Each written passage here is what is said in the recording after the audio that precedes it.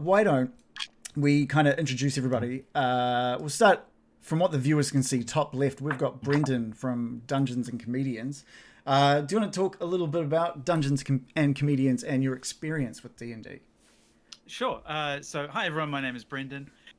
Down in Christchurch, we run a approximately monthly show, a live show called Dungeons and Comedians, where I dungeon master and then I invite comedians to come and play.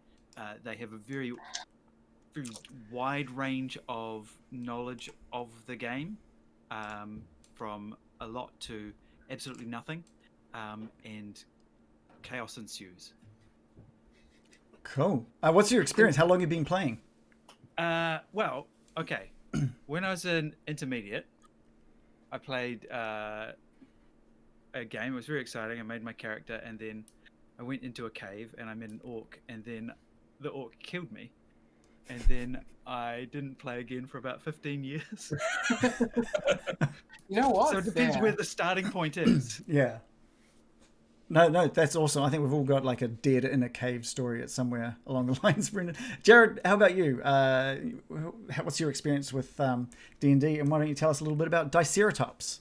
Right. Well, Diceratops is sort of Dungeons and Comedians, but in Wellington.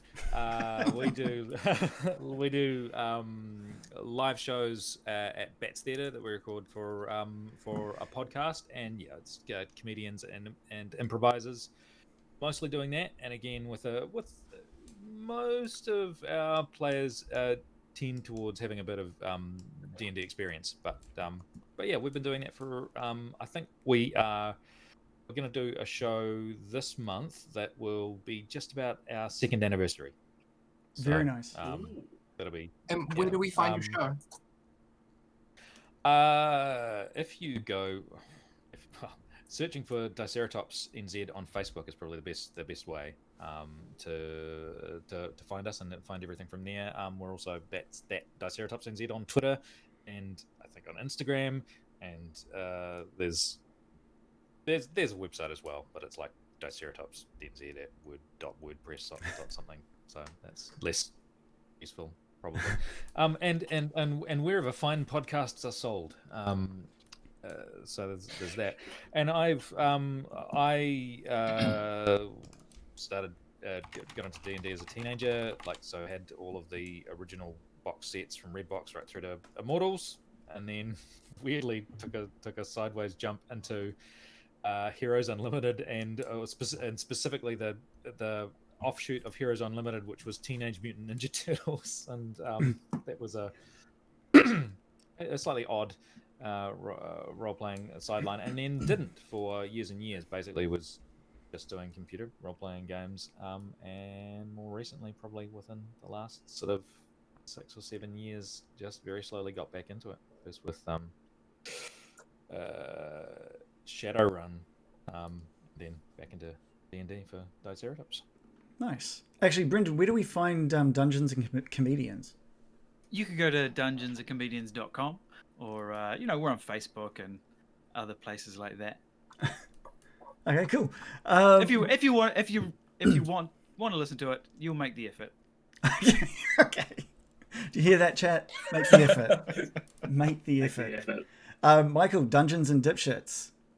Why don't you tell us a little bit about that? We had hello, yes, one of your team on the last crossover as well, which was awesome. But yeah, tell us about that and your experience with D&D. Yes, you had Big Daddy Zach. Yes. Oh God. Well, Zach had this big, huge casting call for a little while ago, and I somehow managed to eat 100 people. Ugh, awful. No, not well. I'm not clearly.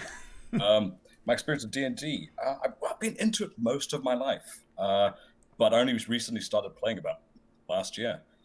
Can I just say you've got like the perfect radio voice as well? You sound hypnotic.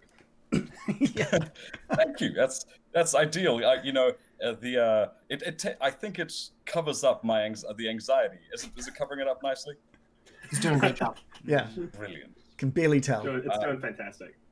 So we normally record in Zach's house. He lives with his folks in the basement. It only smells vaguely of mayonnaise and mildew. Sometimes we also record at the New Zealand Stage and Screen Combat School, And listening to some of our recordings, you probably wouldn't tell how echoey it is in there. Cool. Penny. Oh, actually, sorry, Hi. Michael. Where can we find Dungeons and Dipshits, first of all? On the Dungeons and Dipshits Facebook, you can hear or listen to us on Spotify, Podbean, and on the website. Perfect. Penny, tell us about the terrible... I got this written down. The terrible adventures of the Janderson Breffords Parchment Company and your experience with D&D. So hey, my name's Penny. I'm the DM of a podcast called The Terrible Adventures of the Janderson Breffords Parchment Company, and yes, I did intentionally choose a really long name, because I thought that was funny if people couldn't find it on the internet. And They'll make the effort, though. Yeah, If it's they a care, show they'll make the effort. about it's a show about ordinary people. It's a show that answers the question that all of you wanted to know: what if D&D adventurers had day jobs? And so it's a show about 4 people who work at a parchment company in a big city, and the crazy adventures that they get up to. They have fought cloning geese and recovered exploding chemicals, and we are about to start an arc that is a murder mystery. It's probably a little niche within D&D, but we're having fun with it. And I've been playing D&D for about 3 years, maybe a little longer. I have like a weekly game, and then I play Janderson Breffords every try to do it twice a month, but COVID and stuff. And you can find our show at facebook.com/Janderson Breffords Pod. All of our websites have different names because Twitter doesn't let you have long things, but facebook.com/Janderson Breffords Podcast. Twitter is at JBPC Podcast. And I think there's people in the chat actually posting links, so if anyone's keen, you can check that out there. Perfect. Tom, tell us... I'm just stretching to get ready for mine. Okay, yeah, good. Tell us about Season Quest. Season Quest is a weekly podcast where every season, so winter, spring, autumn, and summer, I did that in the wrong order, we change DMs. So we're currently doing spring, which has cool. Lucy as our DM. And then we'll be moving on to summer after that, which will have Troy as our DM. So we kind of cycle through everyone. It's a group of 4 people. Really fun to record. They're all just my friends from film school. I was dragged into it because I like D&D. Mm-hmm. Yeah. How long have you been playing? Let's say like 3 years, maybe 4. I started when I was in high school with like a group of a few people, played weekly for a while, couldn't really play that often. So it was kind of on and off, and then got more into it like last year and started playing very consistently. So it's kind of been like, I would say my real D&D experience is probably about a year and a bit, but in terms of how long I've played, about 4 years. Have you DM'd a season for Season Quest yet? No, I'm Autumn, so I'm the last one. But that's because they said, and this is, and I quote, we want to start with the most experience and end with the second most. So I'm the second most experienced DM because I'd done it before. Right. That's a good order. Cool. Well, Brad still hasn't... You can find... Oh, sorry. You tell us, Terrace, where we can find you. I'll just say where you can find Season Quest. It's kind of hard to find. Not really.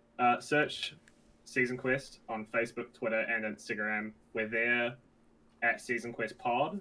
And you can also find us on like Spotify and everything like that. And Brad's here. Brad's here just in time. Well, he's loading in. There he is. Here he is. He made it. Perfectly timed too, Brad. We've just gone through the players so far and who they play for in regards to their podcast and a little bit about their podcast. Do you want to tell us a little bit about Fate of Isen and your experience with D&D? Beep boop beep boop beep boop beep. I don't think Yay! Can you hear us? Now I can. No one told me I was using fucking Discord for this. It's 100%. It's 100% been in the group chat. That's our first F-bomb of the night. I muted the group chat like 3 weeks ago. Smoke signals, pigeons, but Yeah, I mean, it's all been there. So thankfully, you've got your character all set up and you got everything set up, and you're here. That's the main thing. And this is in a Discord server that I did not even know existed, nor was. There were links. There was definitely links. Anyway, You muted the channel we were using to organize this. Yeah, that's an expert move, to be honest.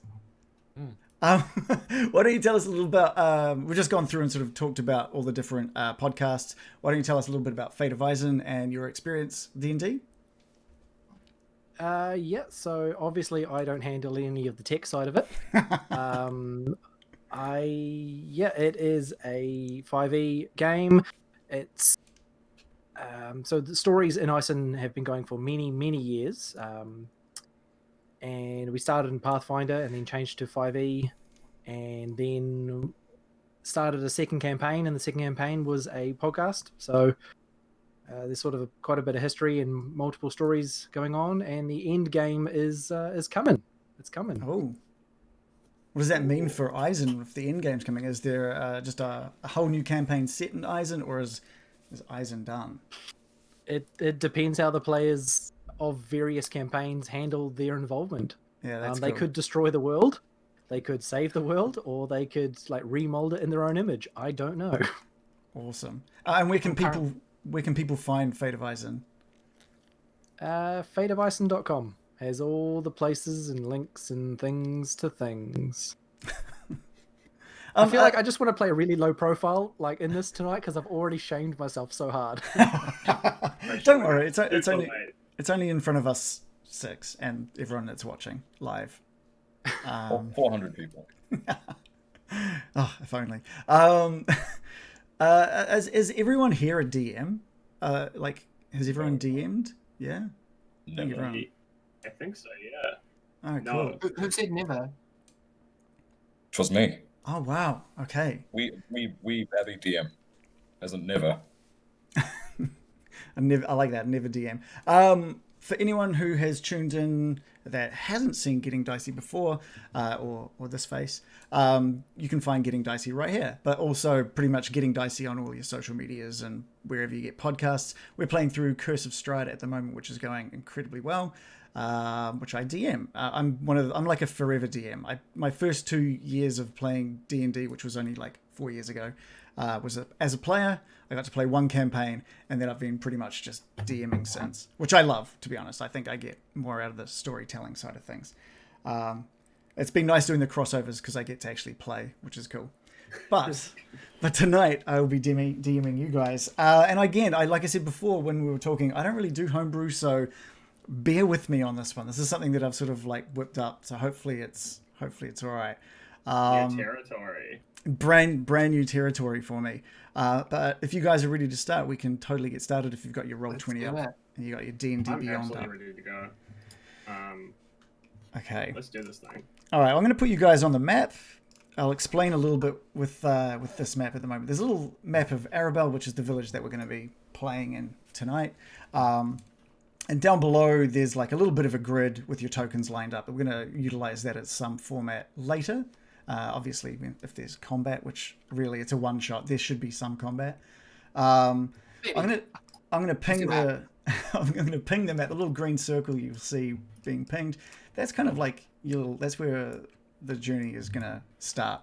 So, can I ask a super Roll20 noob question? Yeah. Now's the best time to ask. So it's a statement followed by a question. So my screen is just filled with static images of everyone's pictures of all our players.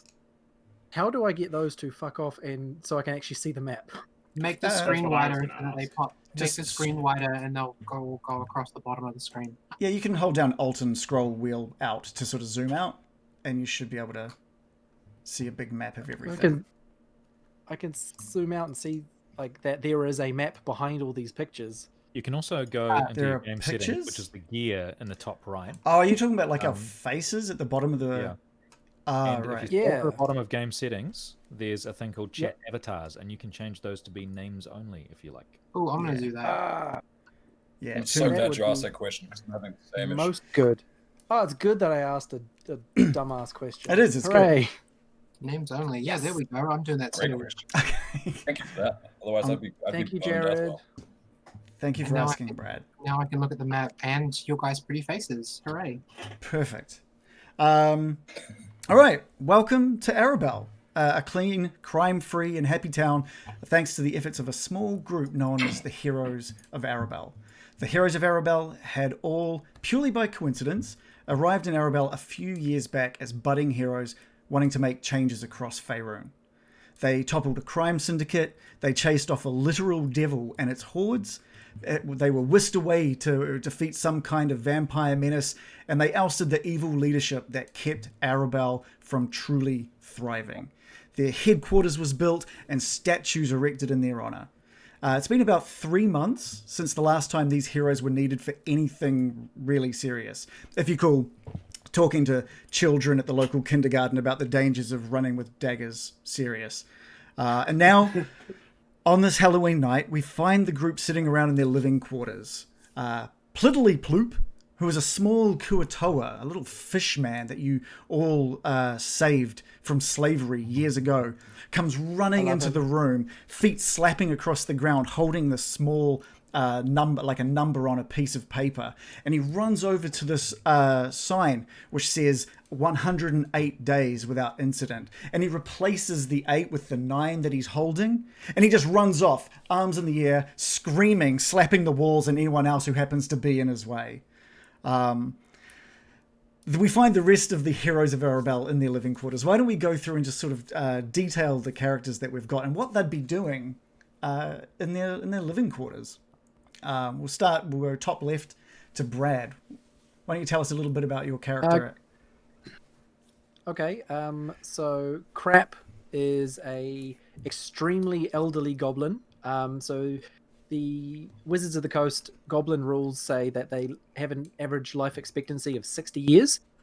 He has just turned 73, so he's like way past his expectancy, to the point where he expects to go literally any day now.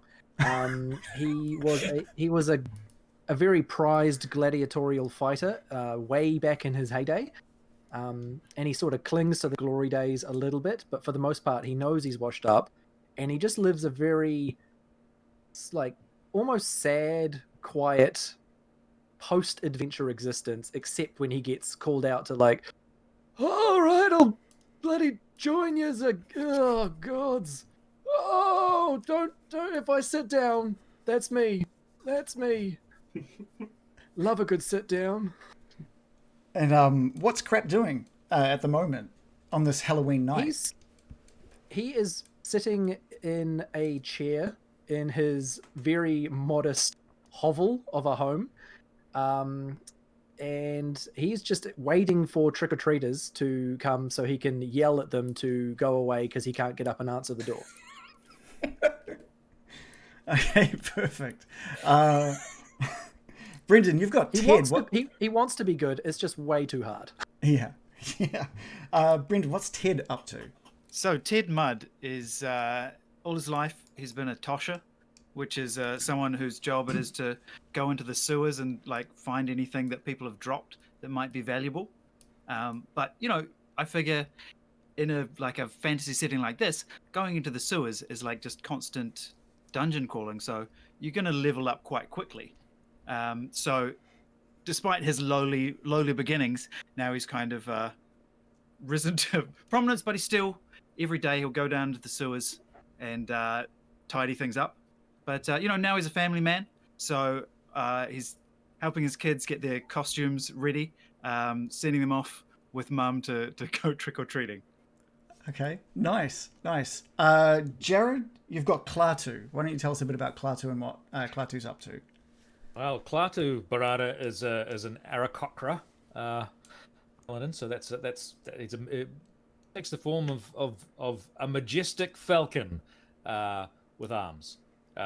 Is the basic vibe of Klaatu, and look, when in his off times he spends most of his time sort of sitting on a perch. So rather than a chair, it's sort of a perch where he polishes his holy avenger. It's a sword and a metaphor. And is that what the kids call it these days? Out in the public as well. Come on. Mm-hmm. And as any self-respecting birdman would do, he spends a lot of time managing his plumage.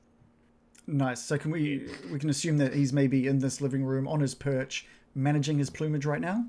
Yeah. Okay. Perfect. Michael, You've got Amico? Yes.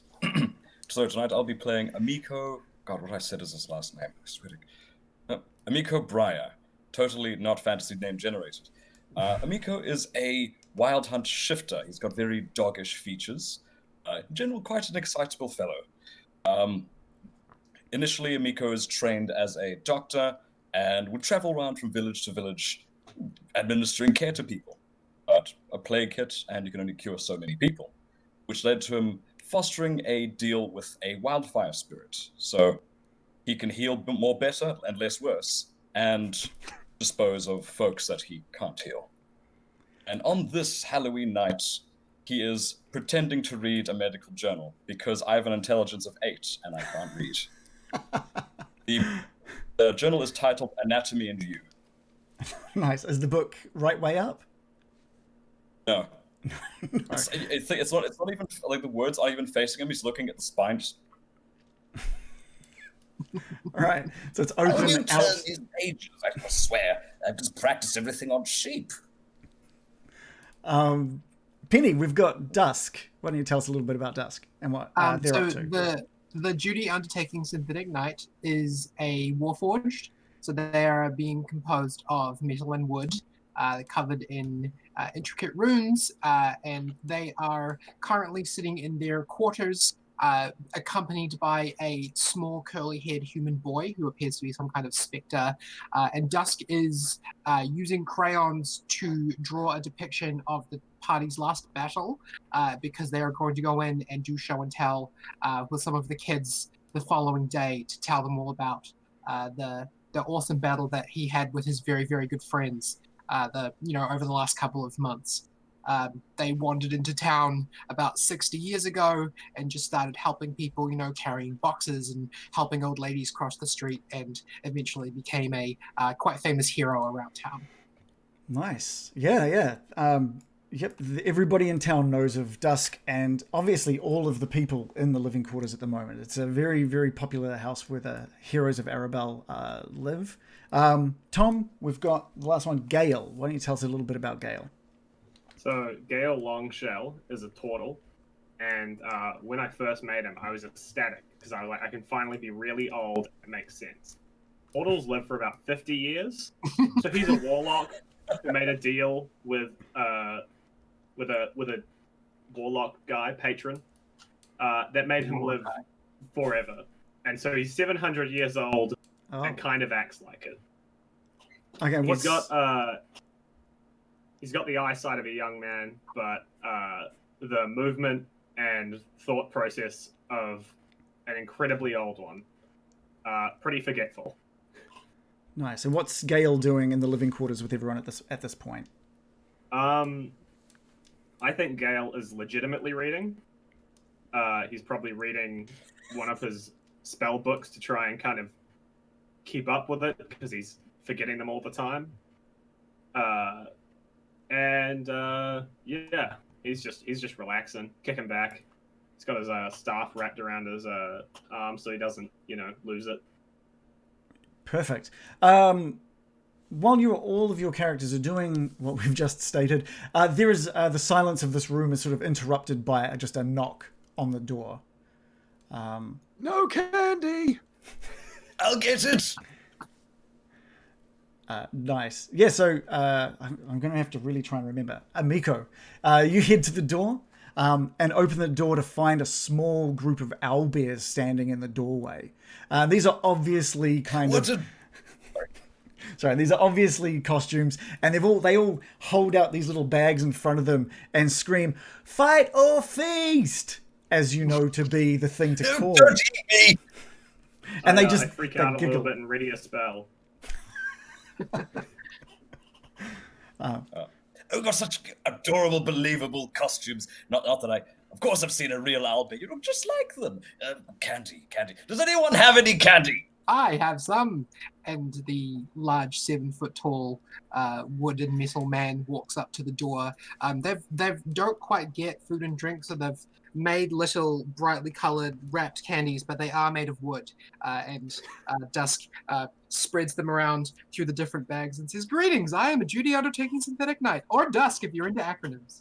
And these kids, like owlbears, I should say, look down into the bags in front of them and kind of give the bags a bit of a shake. And they're like, "This is not right." And they put their hand in, they feel that it's wood. And they're like, "Oh, you guys always give us this." Can I get a... that counts, kitties.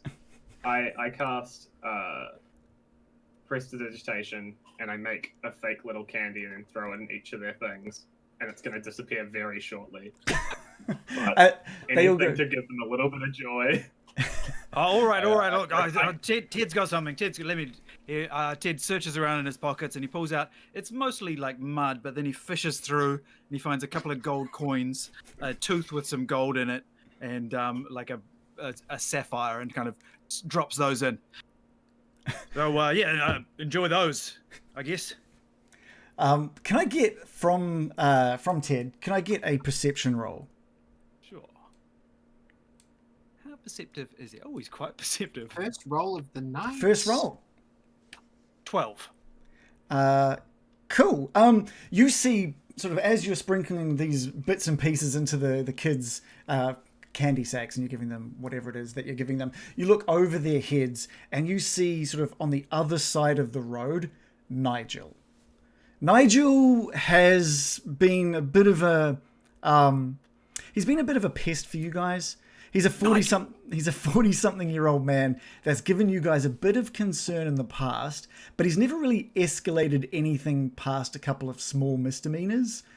But he's like staring you down from across the road.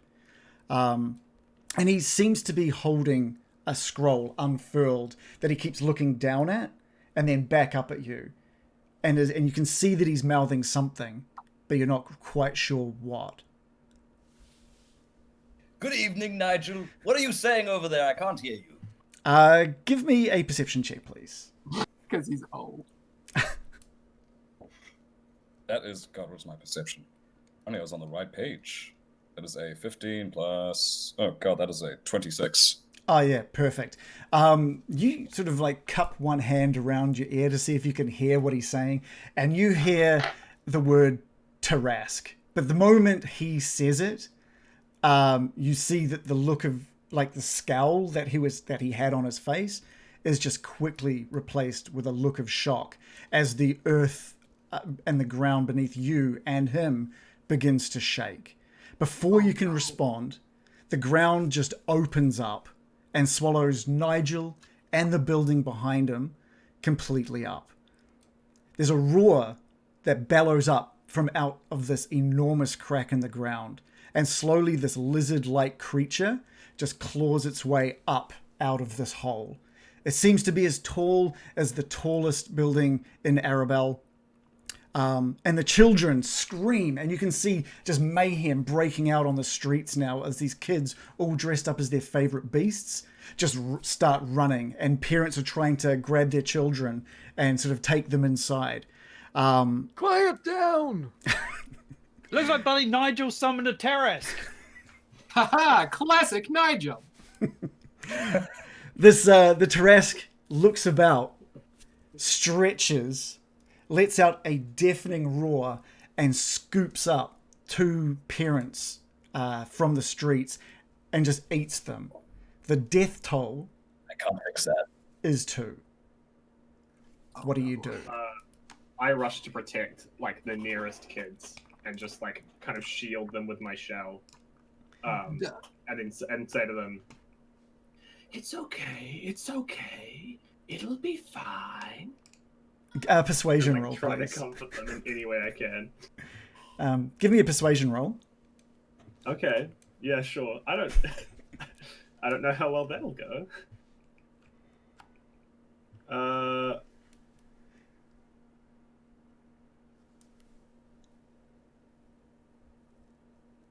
16. 16? Yeah, the out of the Yeah. kids that were in front of your house or the headquarters, you managed to calm down 2 of the 3, and one of them is just screaming and just runs off sort of to the north, and the other 2 sort of you bring them into the house and placate them. What I'll get you guys to do is just look at Roll20 for a moment. On the map of Arabelle, we've got a look of where this Tarrasque is in regards to the map. Down the bottom, we have a basic grid to show sort of your distance from this Tarrasque. And this will be where we sort of move our tokens so we can understand where on the battlefield you are in comparison to it. The idea, if you couldn't tell from the death toll that I gave you of 2, is how can you do this without having more killed? Okie So what I'm going to do Right, from everybody is get an initiative roll. I don't think you saw that coming, kids. 17. Natural 20. 18. 7. All right, I gotta write this down. Sorry. 21. Just when you're ready. So let's go, Brad. What was yours? Sorry, 21. 21. Jared, 10. 10. Brendan, 17. cool. Michael, 18. Tom, 7. Penny, Natural 20. So 21 total. 20. Okay. All right. Let's just see what this Tarrasque gets on top of that.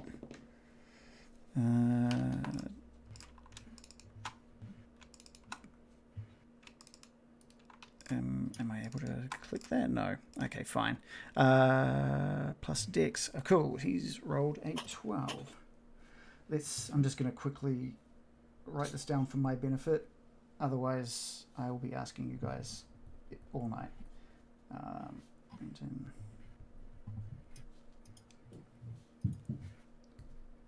Terry the Tarrasque, and Tom. All right, so let's start at the top of the turn order here with Dusk. Okay. Dusk is going to shout very loud, "Friends, it appears adventure has come to our doorstep," and then is going to bonus action rage because Dusk is a barbarian. So the form of the rage, a bunch of steam starts coming out of little holes all over his body, and the steam forms into 3 beings. There is a gnome wearing a lab coat, the small curly-headed human boy from before, and a half-orc woman with a war braid and a big Doomfist gauntlet on one hand. You guys have all seen these creatures before, and Dusk does never stop talking about them as his mother, his father, and his friend Edgar. Dusk is going to basically make a beeline straight for the Tarrasque. Can I reach it? I have a 40 feet movement speed. Yeah, so if you scroll down on the thing on the map, each square is 5 foot. Cool. Okay, so 1, 2, 3, sorry, 5, 10, 15, 20, 25, 30, 35. And I also have a magical item that lets me walk on surfaces, like walk on ceilings and walls. Okay. So could I run 5 feet up its leg as well? Yeah, absolutely. Yep, cool. So I'll run there. And I'm going to I'm just going to start off by doing an attack because Dusk is very much a punch things with an axe and ask questions later type guy. So I'm going to do a reckless attack because I'm a barbarian, so I'm going to roll with advantage. I got an 18 and my attack bonus is plus, where are my attacks? My attack, actually, is it too late to call Great Weapon Master on this? No, go right ahead. Okay, cool. So I will call Great Weapon Master on this, which is a minus 10 penalty to hit, but a plus 10 to damage. I think that's right. Let me just double check it. It might be minus 5 penalty. Sorry, level 20, there's a lot of stuff to do. yeah, there's a hell of a lot of stuff. Okay, so I take a minus 5 penalty to my attack rolls, but I add 10 to the damage. I rolled an 18 on dice, and I have a plus 16 to hit, so that is a 18 plus 16 minus 5. You do the math. It's a hit. You've hit this thing. I suddenly panicked and couldn't do math anymore. So what are you hitting it with? What's your weapon of choice? I have a glowing like steampunk-looking axe, a great axe that I use. And that's with a +3, isn't it? From what I saw. Yeah, it's also a +3 on that as well. So Yeah. pretty sure I did a hit. It's a +3 great axe. Yeah, so Dust just goes running in, up like 5 foot up the leg of this Tarrasque and just buries his great axe into the leg. Roll damage. So that is a D12 plus 10 plus 7 for strength. Oh, Okay. D12 plus 10 and then plus another 10 for Great Weapon Master. +3 for your magical weapon. That's right. Yeah, I've got to get all my stuff together. And then I think also, plus 7 for strength, plus 3 for rage bonus, plus 3, whatever my proficiency bonus. Oh, no, not proficiency. Your plus damage. 10 for your weapons mastery or whatever it is. Yeah. So there's 9 plus 10 plus 10 plus 3. 32. Yeah. Okay. Yeah, perfect. Anything... And also... Are you okay? Yeah, So my flatmate just threw my dice at me. Nice. I do have a class feature called Ancestral Protectors. So when raging, the first creature that I hit with an attack on my turn has disadvantage on any attack that isn't against me.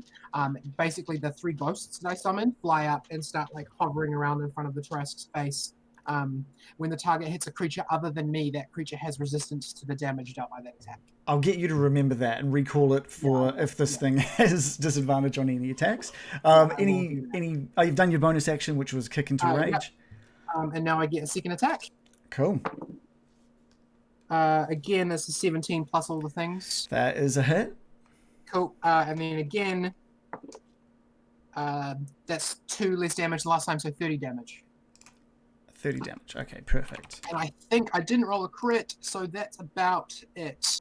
Okay. That's good. And that's Dusk's turn. He just runs up, starts running up the leg of the Tarrasque, does a couple of axe swings, says a happy thing, and next person's turn. Perfect. Crap. Over to you. Oh, you're muted there, Brad. Sorry, yeah, I muted myself because the kids were screaming. Okay. That would have been so we atmospheric. That would have been fine. Good point. We established that Crap was sitting in his favorite chair when this started, and all the chaos and the ground shaking and people screaming outside the door and sections of town being destroyed wasn't enough to get him up quickly. So his turn is going to be, I guess, half movement to get out of his chair. Yeah. And then for the rest of his turn, he's just going to... so I've got 30... walking, so 15 was spent getting up. Which token is Crap? Yep. Yeah, you should have access to move that around. Yep. And then another 15, and he just gets closer, and now he can see this thing, and he's like, oh, all right. And as a bonus action, he's going to use his quarterstaff of Prestidigitation to just sort of, he taps it against his body, and he does what he calls changing into his battle clothes, which just changes the color of what he was already wearing to this bright purple, this sort of bold, like, I'm here, I'm a target kind of purple. Okay. Any bonus action? That was his bonus action. That was okay. Okay. Any actions then? Can't really do anything except attack stuff. So he's gonna. Oh, actually, I've got an 80-foot crossbow. I forgot I gave myself, but it's non-magical. So should I bother with that? You probably shouldn't bother with that one. Okay, he fires it. I'm not going to bother rolling because even whether I hit or not, and it just goes near it, and he doesn't know what result it had. Well, what we'll say is you will let rip with a crossbow bolt, and it does hit the skin of this Tarrasque, but it just bounces completely off. Okay. That's his turn. Okay. Amico. Righto. Amico is going to run... I'm sorry, just finding the right page. Amico is going to run forward about 20 squares. Not 20 squares, that's many. 20 feet. And while I'm running, I'm going to use my bonus action to shift into my wilder form. And that really just looks like I become a bit shaggier, golden fur comes out of me, and, snout elongates ever so slightly, and my tongue starts lolling out. Think golden retriever. Mm-hmm. when I'm get to about that spot, I'm going to throw my head in the air and I'm going to call for my elemental spirit. Smo, I choose you! And a very large fiery hamster with wings bursts into being right in front of the Tarrasque's face. Choose me? Who? You have any more spirits I should know about? No, it's just you, Smo. Do the thing. And when Smo appears, there's a huge 2d10 explosion right in front of the Tarrasque, and I'm going to need it to make a DC 19 Dexterity saving throw. Sure. Please, guys, let me know if I need to slow down. I know I can talk a bit fast when I get anxious. That's fine. That's fine. They did not succeed that roll. Wonderful. That's 2d10. Which of these is the d10? Is that this one? No, it's not that. This boy, love it. What kind of damage is this? Fire damage. Okay. Very cool. So that's 3. Great. That's off to a good start. Total of 10. Total of 10. So your fire hamster just bursts into life in front of the Tarrasque's face, and a big explosion of flame just sort of licks up the face of this Tarrasque, and the smoke clears, and it's just done nothing. I hate this. Smo, try harder. Anything else from Amico? No, that was my action and bonus action. Okay, perfect. Over to Brendan with Ted. All right, Ted's going to run out into the street and pop open a manhole cover, which is definitely there. Mm-hmm. And he's going to say, "Kids, you know what to do." And they'll run down and hide in the sewers. Nice. They do that, yeah. They just straight, in their little owlbear outfits, they're all just straight down into the sewers. The safety of the sewers. Yeah. And, you know, Ted's a simple man. He's going to fire his big, heavy, magical crossbow 3 times. All right. Give us 3 rolls. Okay. Show off! 31. That's a hit. And that will be 17 damage. Cool. Then 32. That is also a hit. 10 damage. And 33. That's a hit. We'll do 11 damage. Is that a special crossbow that you've got there? It's a +3 heavy crossbow. Oh yeah, perfect. Okay, yeah. So you just 3 bolts, shoot, shoot, shoot, just into the side of the Tarrasque. It doesn't like scream out in pain or anything. It doesn't even notice your existence, but you do know that these 3 have like stuck into its side successfully. Cool. We've now got it's the Tarrasque's turn. Yeah. The Tarrasque with Dusk attached to his leg, having just destroyed swallowed up the house that it has, the crack formed underneath. It just moves down the street, and we'll move you along with that, and sort of sights up this small house that normally houses about a family of 5, and it is nighttime, and there are lights on inside at the moment. And it just starts just destroying this thing. It swipes out with his claws. What are we doing here? Okay, so disadvantage on anything that's not me. Anything that's not you. Okay. Yeah. Cool. Good to know.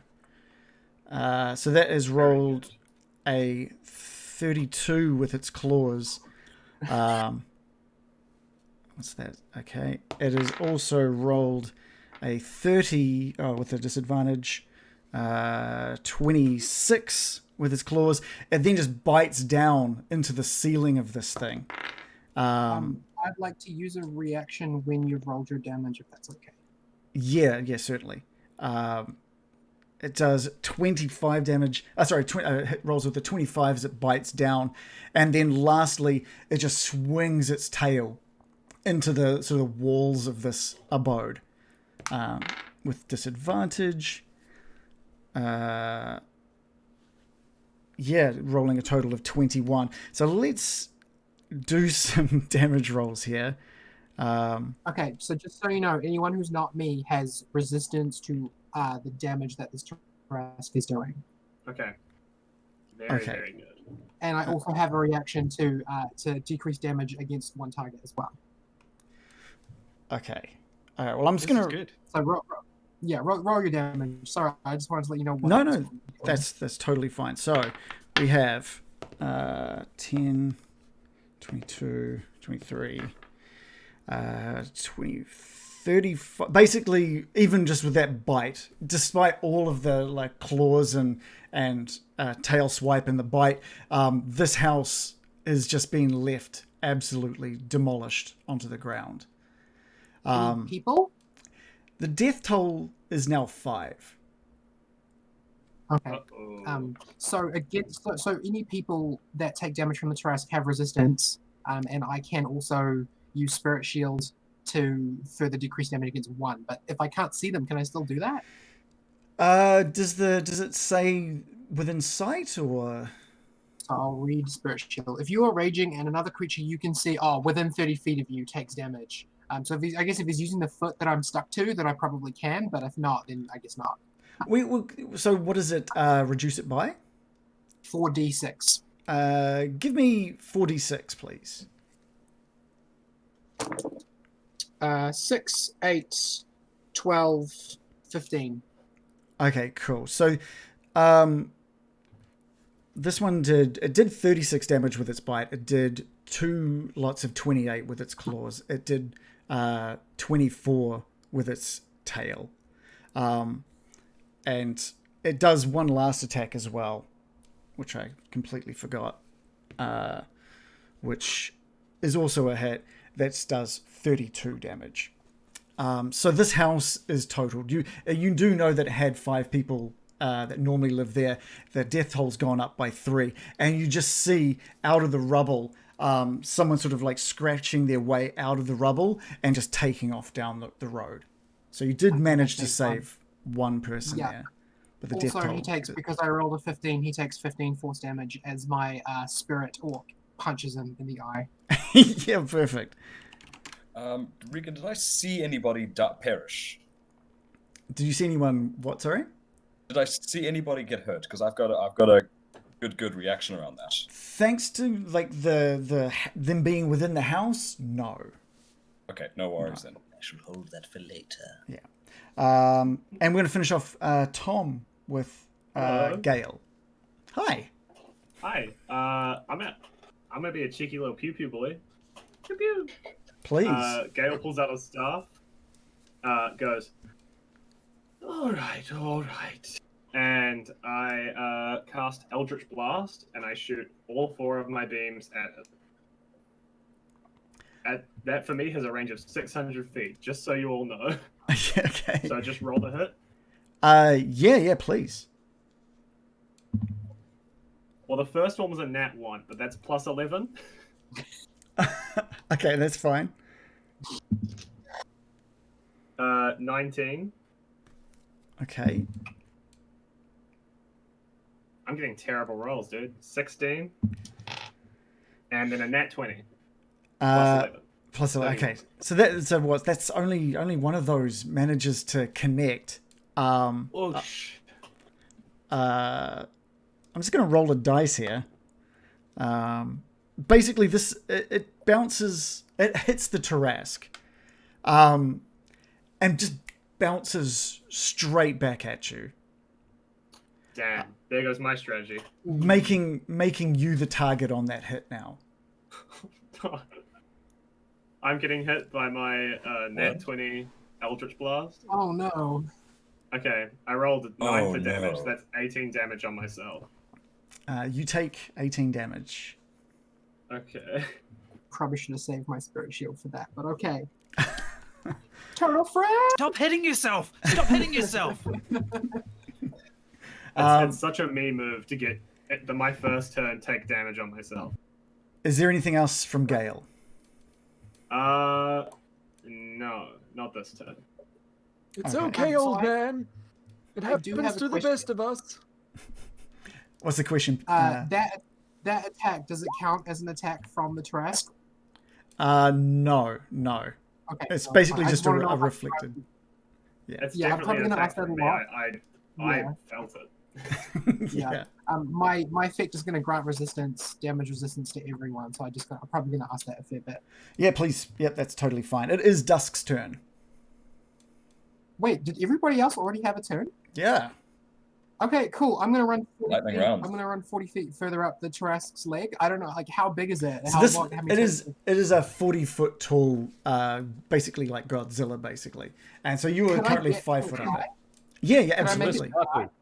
Cool. Dusk is gonna like basically run up vertical surface, just like he's really like he's got a big mesh smile on his face, and he runs all the way up and he like hangs out over the Tarrasque's eye and he says, "Greetings, I am a duty undertaking synthetic knight, or Dusk if you're into acronyms," and then he's gonna hit him in the eye with the axe. I just I realized think we actually missed. I was just gonna say I think we missed Jared actually. Yeah, I was wondering. I was like, that is like Sorry. okay, never mind. I will do that. You will do that. But That's come back to me. we'll go to Jared. Patiently Sorry. wait. Yeah, sorry, Klaatu. Allow me. Klaatu launches himself into the air, wings extended, and flies, wielding his Holy Avenger at the Tarrasque. On the way there, he's gonna channel divinity to set his vow of enmity on the Tarrasque. So he gains advantage on attack rolls against it for 1 minute, or until it drops to 0 HP or falls unconscious. Nice. And just the flight to strike it with his Sorry, folks, having some technical difficulties. Holy Avenger. Yeah, please And roll to hit. Let's just see how we do on that. Okay, so that was a nat 20, plus 13. Nice. Nice. Give us a double dice roll on that one. Okay. Well, dice roll. So it's 2d6 plus 7, so that's 17, and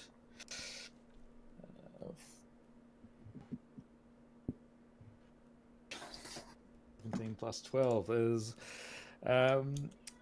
29, plus on a melee attack he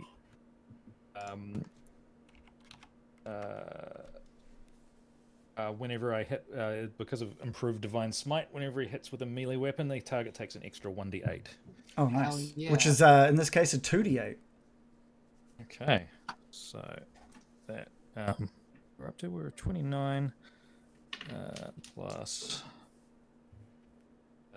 6, so that's 35. Okay, nice. Whereabouts are you attacking the Tarrasque? He's trying to attack kind of the kind of neck region just behind its head. So it's just Yeah, that was one hell of a slash. You just like slice straight through and leave this massive slice against the neck of the Tarrasque. and then he's gonna follow that up with another one. Perfect.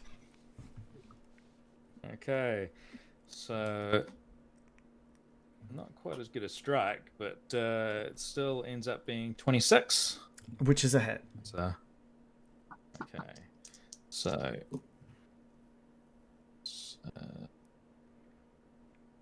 11 and 8. Drop it. 16. Okay.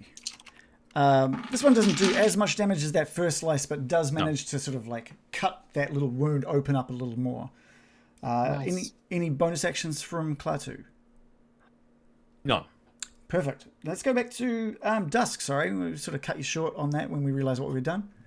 Same narrative, but on the way up, he does be like, "Good hit, bird buddy," and then he does run up and he introduces himself and he does the swing of the axe, and he's specifically aiming for the eyeball, so he's going to try and chop into the eye.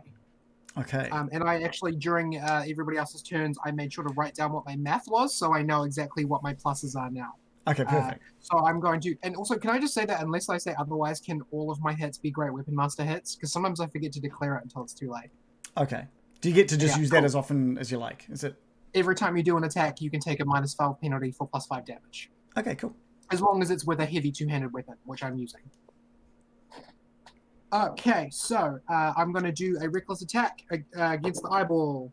It's a 13 on dice plus 11, so that's a 24 to hit. Is that okay? That is a miss. Ooh, okay. Yep, fair enough. You sort of bring the great axe down next to its eye. It lands, but it just hits a hard part of its skin and just bounces off. Ooh, Dusk is going to go, haha, and then go for a second attack. That's a 19 on dice plus 11. That's a 30 to hit. That's a hit. Cool. Excellent. So that is, I've got a D12 plus 24.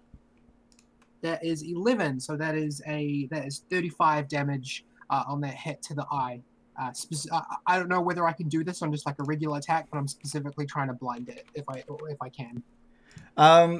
That's a lot of damage for one eye, but it does close its eye just as you bring it down, and you just slice a big chunk across its face, and it opens its eye up and just like brings its attention to you on its face. I think that is all I can do. I do. Let me just double check my bonus actions. But I do, because I hit it with an attack, I do refresh my Ancestral Protectors effect. So the disadvantage on other enemies and the resistance to damage maintains. I'm just scrolling down to my bonus actions. Rage is already used, and I didn't score a critical hit, so no, I'm good. Cool. Next person. Over to Crap. Okay. So Crap is going to move there 30 feet. Mm-hmm. So 1, 2, 3, 4, 5, 6. And I would like to use my action to dash the rest, but I'll also ask a question of the DM. Would you allow me to do an acrobatics check to climb up onto its toes? Absolutely. Nice. Okay. Right. That is a 21. Yeah, you managed to. Well, you can describe it. How do you get up on? How does this old troll get up onto there? So my turn is to then dash right up until I reach the closest foot, and then do just the most awkward scramble up onto its big clawed toes, while I'm also trying really hard to not drop my quarterstaff because it's the only useful thing I have with me. And now that I'm on it, I would like to do Action Surge to attack 4 times. Okay, go right ahead. I'm attacking its toes with my quarterstaff of Prestidigitation, which is a magic item. Perfect. Give us 4 rolls. Okay, that's a 10. That's a 12. Fuck me. That's a 13. Jesus, why am I even here? I just want to deal damage 1 time. That's a 9. None of those. Like, you bring the quarterstaff in, like, down in between its toes each and every single time. Just bang, bang, bang, bang, doing nothing. I'm trying really hard to not fall off its toes, and I am proving my lack of worth for this group. And I've spent 1 action surge to do it. Fuck me. Brad, at least you didn't hurt yourself. Like, there's still a bright side to this rainbow. You're at least neutral. Speaking of which, Amico. Oh no, sorry, that was Gail. Cool. So wasn't it? So Amico, it's your turn. Me. Righto. So I'm going to run a bit 10 feet to the right to make sure I'm right in front of the Tarrasque so it can see me, and then I'm going to flap open my lovely robe of scintillating colors and activate it. Meaning the Tarrasque has to. I'll tell you what happens first. That'd be good, wouldn't it, Michael? During this time, the robe sheds bright light in a 30-foot radius and dim light for an additional 30 feet. Creatures that can see you have a disadvantage on attack rolls against you. In addition, any creature in the bright light that can see you when the robe's power is activated must succeed on a DC 15 Wisdom saving throw or become stunned until the effect ends. So I'm going to need him to do that, please. Okay. That has the Tarrasque has failed, but It's choosing to succeed. Damn legendary actions. Yeah. And then for my bonus action, I'm going to yell at Smo. Smo, shoot it again, please! Smo flaps up so all 4 of his legs are pointing at it, brings them together, and fires a little fireball at it. Which let me roll for that to see if it hits. I bet it doesn't. It does not. Okay, so that just sort of like flies past the face of the Tarrasque. What are you doing? It's huge! Cool. Ted. Okay, let's just take a moment to just breathe, and let's just take in the situation. So, a couple of quick questions, asking myself: have we encountered a Tarrasque before? No, your group has not encountered a Tarrasque before. These are incredibly rare creatures. My favorite enemy is a beast. Is this a beast? It is. Give me a investigation roll. Sure. 19. Yeah, from everything that this in front of you, it's a monstrosity. It's this gargantuan, Titan-sized monstrosity. And just piggybacking on that investigation, Nigel summoned it like out of the ground. He, from your recollection of it, he was like reading from a scroll, and so you can only assume that what he was reading summoned this creature. And it like appeared, or it like there was a shaking of the ground, and a massive chasm opened up, swallowed Nigel in his hole, and this creature climbed up out of it. Nigel. All right. Does it look like it is going somewhere deliberately? Yeah, it is heading south through Arabelle. What is south? What? There's nothing that you can really think of that's south other than the population. There's the town centre. There's the Bard School, college on sort of between here and the town square. We could lose that. Yeah, there's small schools and churches for different deities. There's really nothing that you can think of that is in between here and south other than just people. So it's going around trying to destroy things rather than heading towards something deliberately, and it happens to be destroying things. Yeah, at the moment, from what it's been doing, it just looks like it's picking things at random to sort of aim towards and destroy. We've got a Godzilla on our hands. It's just being a Godzilla. Now, of course, we know this area well.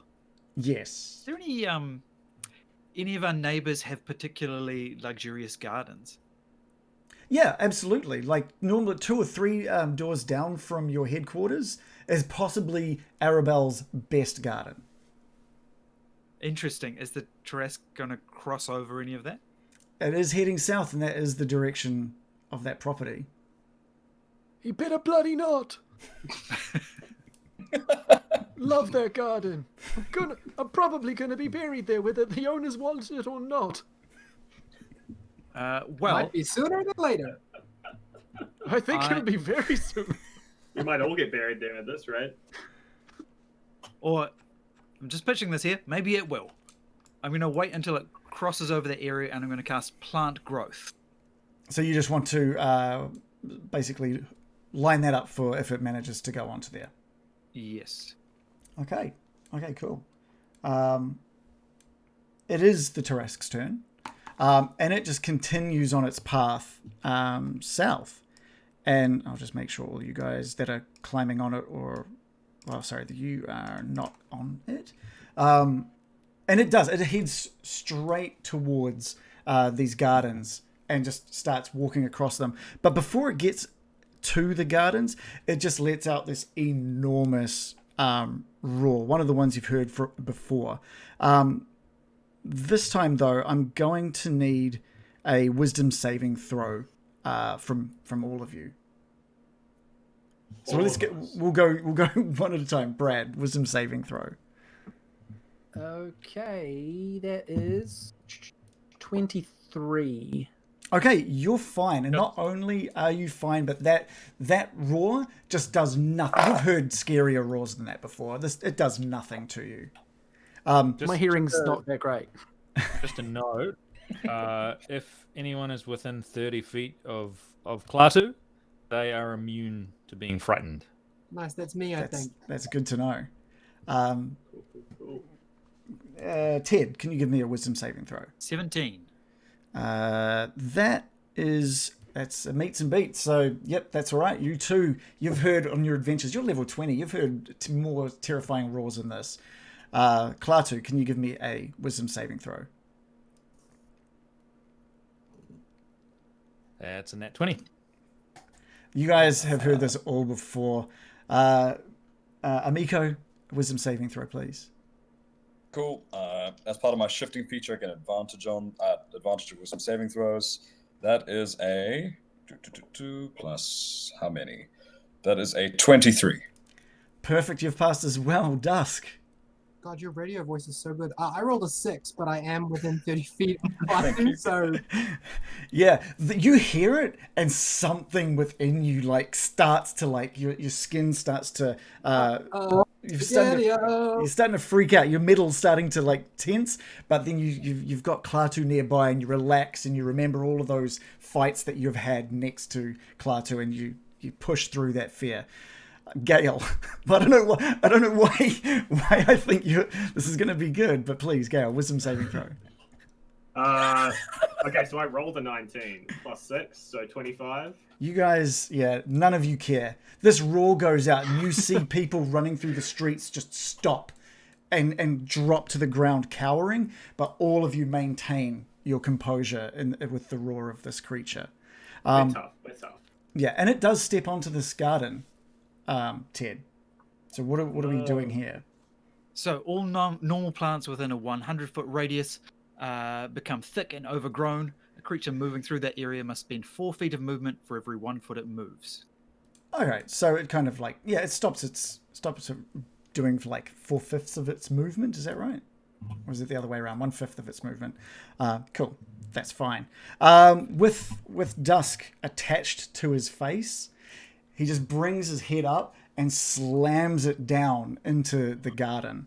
My favorite bench! And it has rolled... It's rolled a 23. I guess this is versus AC. My AC is 19. Yeah. So.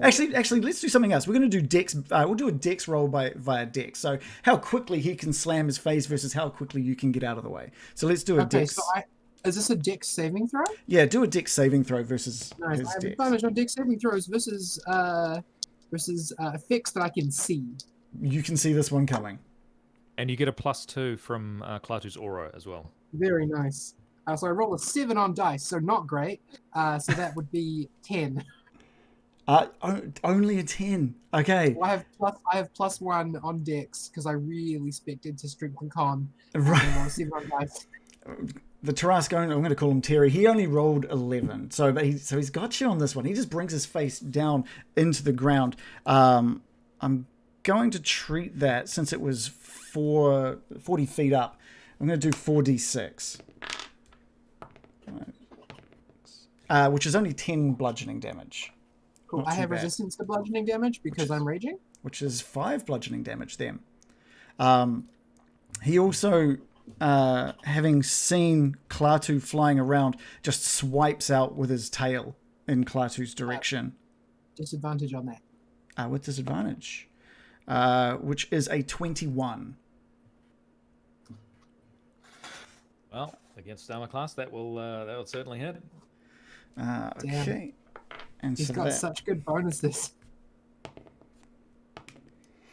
which is 23 bludgeoning damage against Klaatu. Is he within 30 feet of me? Yes.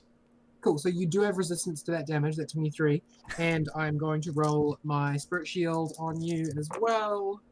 So that's 11, 14, 18. So resistance to damage and minus 18 off the total damage as well, so I think you get 0 off that. Klaatu, this enormous tail just comes like swiping through the air at you, and it just, you close your eyes to sort of brace for that impact, and just you hear it hit, and you open your eyes, and this massive tail is like an inch from your face. You haven't felt a thing. And then the tail drops back down. While it's still close to me, as a reaction, I get a melee attack on the tail. Yeah, go right ahead. Because of my power of enmity. Penny, yeah. And also 18 force damage from my spirit shield as well. So as soon as it hits that, it just gets 18 damage. Nice. Yeah, as flavor, it's the tiny little curly-haired human boy, like does like a Dragon Ball Z stop of the tail, and then just like whoop, pushes it back. Perfect. So you can do your attack on its tail as well, Klaatu. That's 28. That's 28 with the Holy Avenger. That's a hit. So that should be dice again. Okay, so that is 13 and 18. What was it? Sorry, 13. 18. 18. 18. Oh, cool. Okay, perfect. Yeah, you managed to slash a bit of its tail, and just a small like layer of its thickened skin just falls off, and you notice just how thick and like scaly that is. It continues as it looks down at some of these people that it's terrified into stopping, that have been running down the streets, and just goes to slash it with its with their claws. Disadvantage. Rolled 11 both times, so that has hit and does 28 damage to this person. Resistance does 14 damage. Unfortunately, they are just commoners, and one of them is just shredded by that attack, and it manages to attack once more, rolling a total of 20.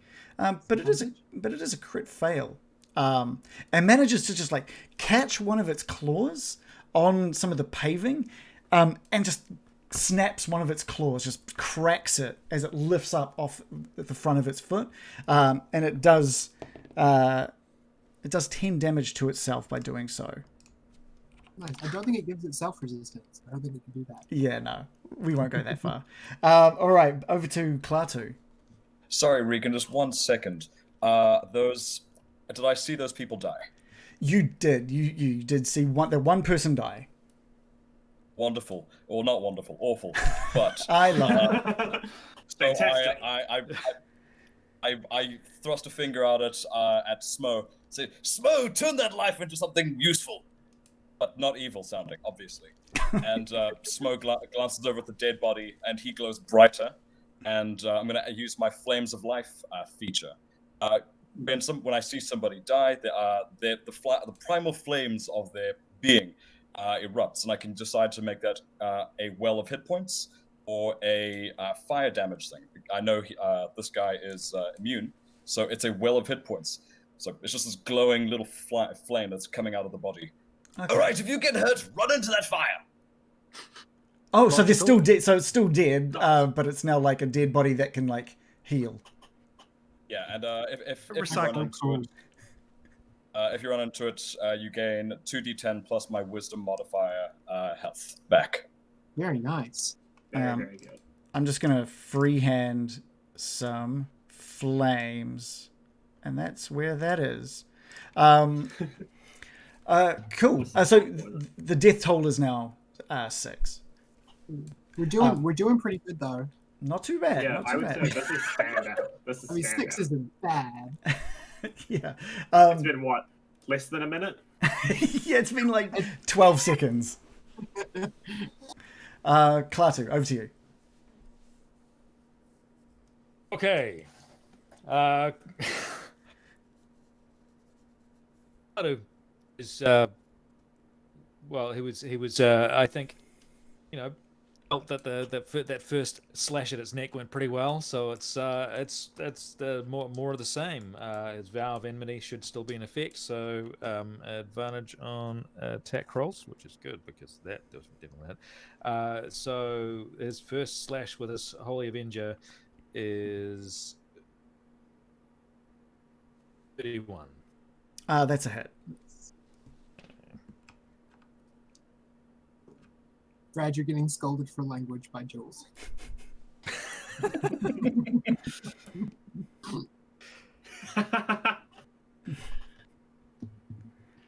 What's your damage?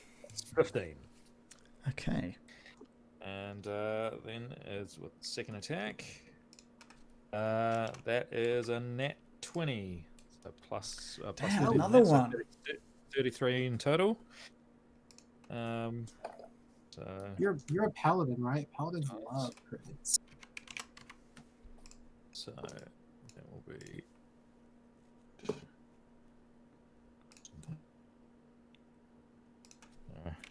Calculator. And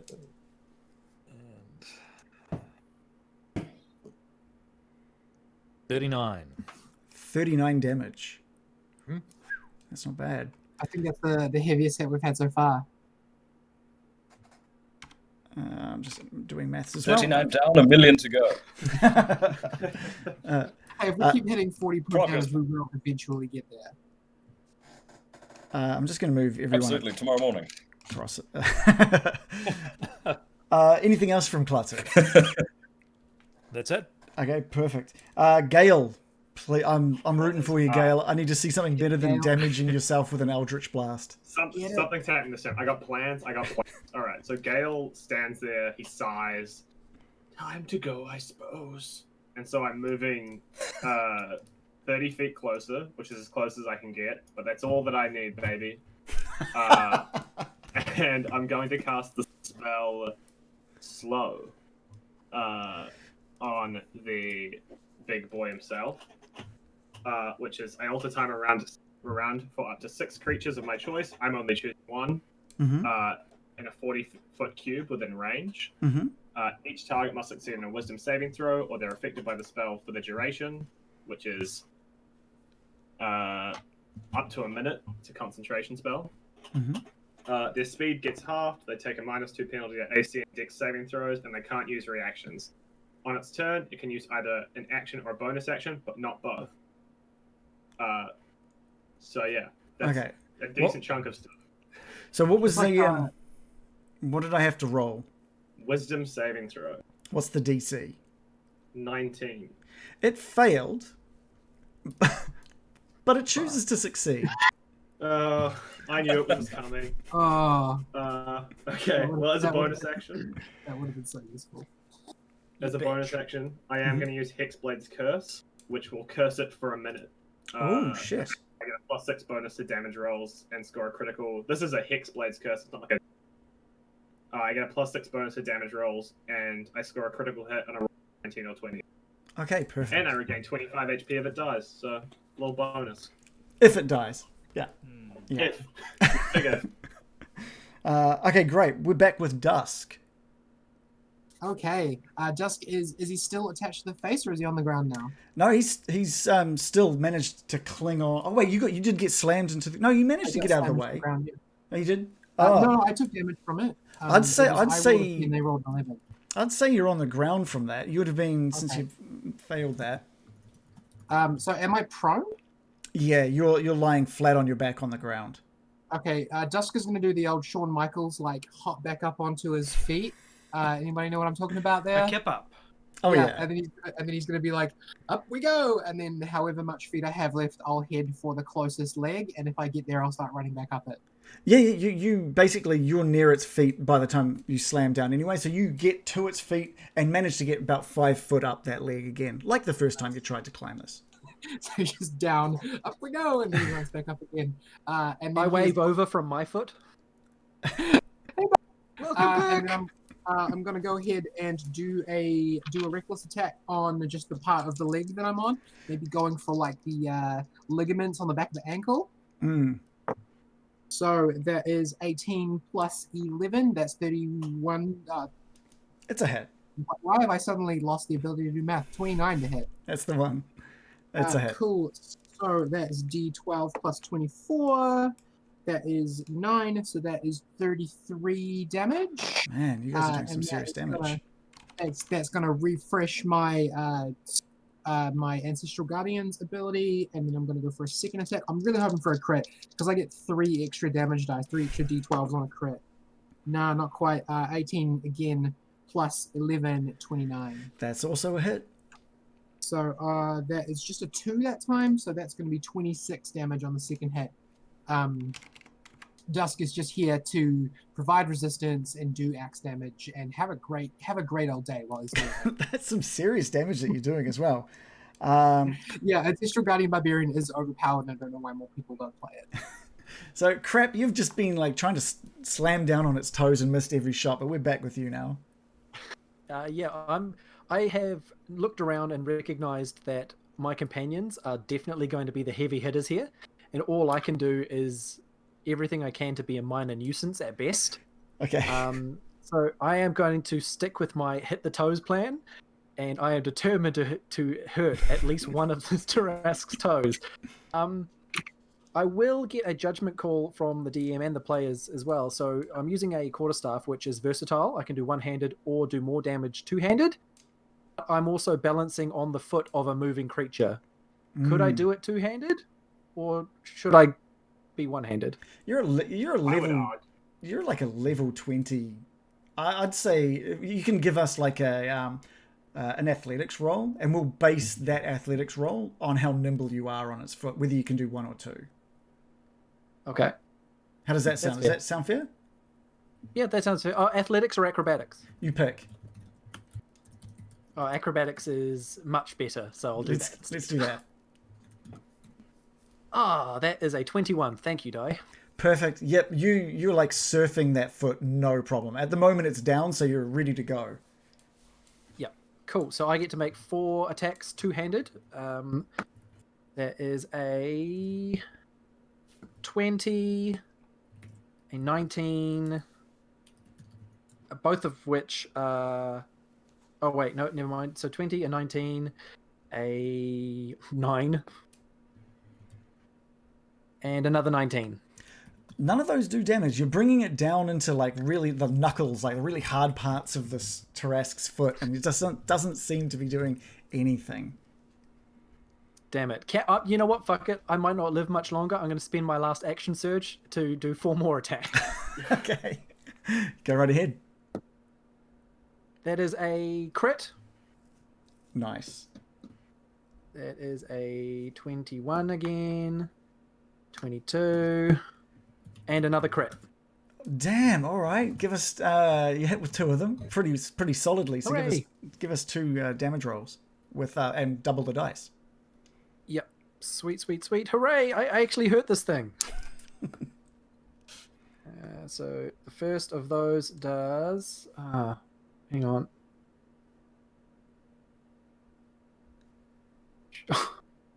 I forgot I gave myself really shit strength, so I actually have no modifier to these. Double dice though. The first is 14, and the second is 9. Bludgeoning. Okay, perfect. Cool. Yeah, you managed to like bring those down into those knuckles again, but with a bit more force, and you just see the skin over those knuckles just sort of like crack and open up. He feels stoked. Amico. Alrighty, I'm gonna just shift on over here, and I'm going to cast a Fairy Fire on this bad boy. So the actual people actually doing damage can do good damage. So I'm gonna need it to make a DC 19 Dex save. It has failed, and Brilliant. has failed. Good, that's amazing. The rest of you all get advantage on attack. Oh, yeah, you all have advantage on attacks now. And second, Smo, get up close to Dusk.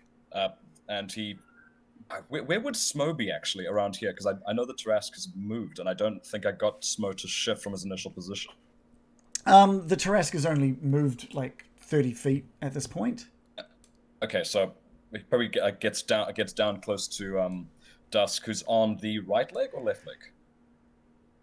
You get to choose there. On Dusk. a leg. It's on one of the legs. It's a leg. That's okay. Dusk, do you want to be on top of the Tarrasque? Oh, you've muted yourself there, Penny. Still muted, friend. Still muted in Discord. There you go. There we go. So he says, I certainly do. Okay, brilliant. So yell back at Smo. All right, Smo, take him up. And Smo does this fiery teleportation. So each willing creature within 5 feet of Smo teleports up to 30 feet to an unoccupied space I can see. Each creature within 10 feet of the space the spirit left must succeed on a Dex saving throw, or take 1d6 plus 2 fire damage. Plus 6 fire damage. So I'm going to just teleport Dusk right on top of this bad boy's stupid head. Give me a hug. No. Sorry, a Dusk right on top of the head, and I'm going to the space that Smo that these two guys both leave, it's just going to explode. Cool. That is such a cool ability. What class are you? Wildfire Druid? Wildfire Druid. Everybody, please play this. It is a very cool class. That's literally my character for spring. Like, straight up, Wildfire Druid. So fun. Hell yeah. And so that left like an explosion of fire damage, right? Yeah. So he fails that Dex though he takes damage, or because it's a Tarrasque, it doesn't. Yeah. It just explodes, and when the smoke clears, it's just sort of there's no charring, no nothing. It hasn't affected the leg at all. Regan. Oh, if you could feel this, it would hurt a whole lot, you scaly bum. Regan, can I just retcon one thing from my turn? Okay. I've got an ability called Fury of the Small, which once a day I can add 20 extra damage to a creature larger than me. Okay. Considering the fact I probably will not hit this thing again, can I please add 20 extra damage to the turn I just had? Is that an action, or does it get added to an attack? It gets added to the attacks that I just did. Yep, we can absolutely. I think that's what allowed you to actually get that attack in there.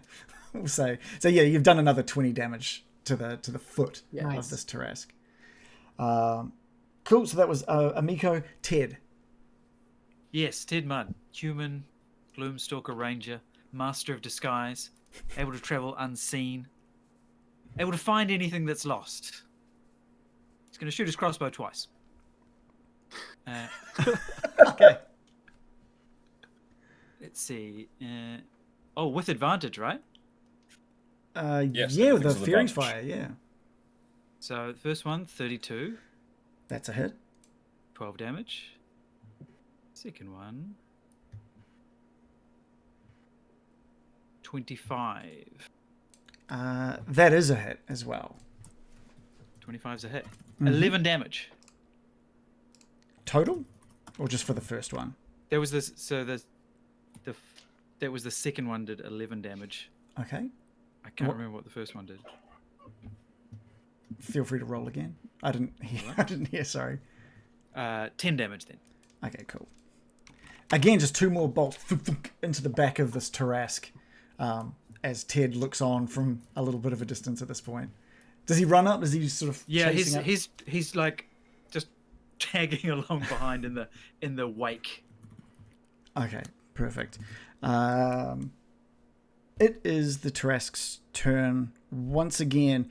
And it is eyeing up a small... It's like a little hostel it's known to help bed a lot of travelers on their way past Arabelle. And it's a large building. It's like a 3-story building. It's definitely not in the same leagues as that small house that it took out earlier. And it just leaps towards this thing and latches onto it with its claws, just attacking down with its claws, taking Dusk and Crap with him. So it's only sort of a leap of maybe 20 feet across, since it was sort of tangled up in some of those vines from earlier. And it bites down, brings its claws down. Disadvantage. Cool, and it does it twice. Could we ask the chat how many people are alive in this hostel? Oh, right, yeah. This is a very busy hostel. It's probably your main one from Arabelle, and it would house anywhere between 30 to 50 people at any occasion. It's off season. There's about maybe 20, 25. It's a little lower than normal at this point. And it is. Squishy has declared there's nobody inside. It's nighttime. There's definitely people inside. Unfortunately, chat. I'm sorry. Yeah, and it brings its claws down. We'll do some rolls because it has managed to hit with both of those.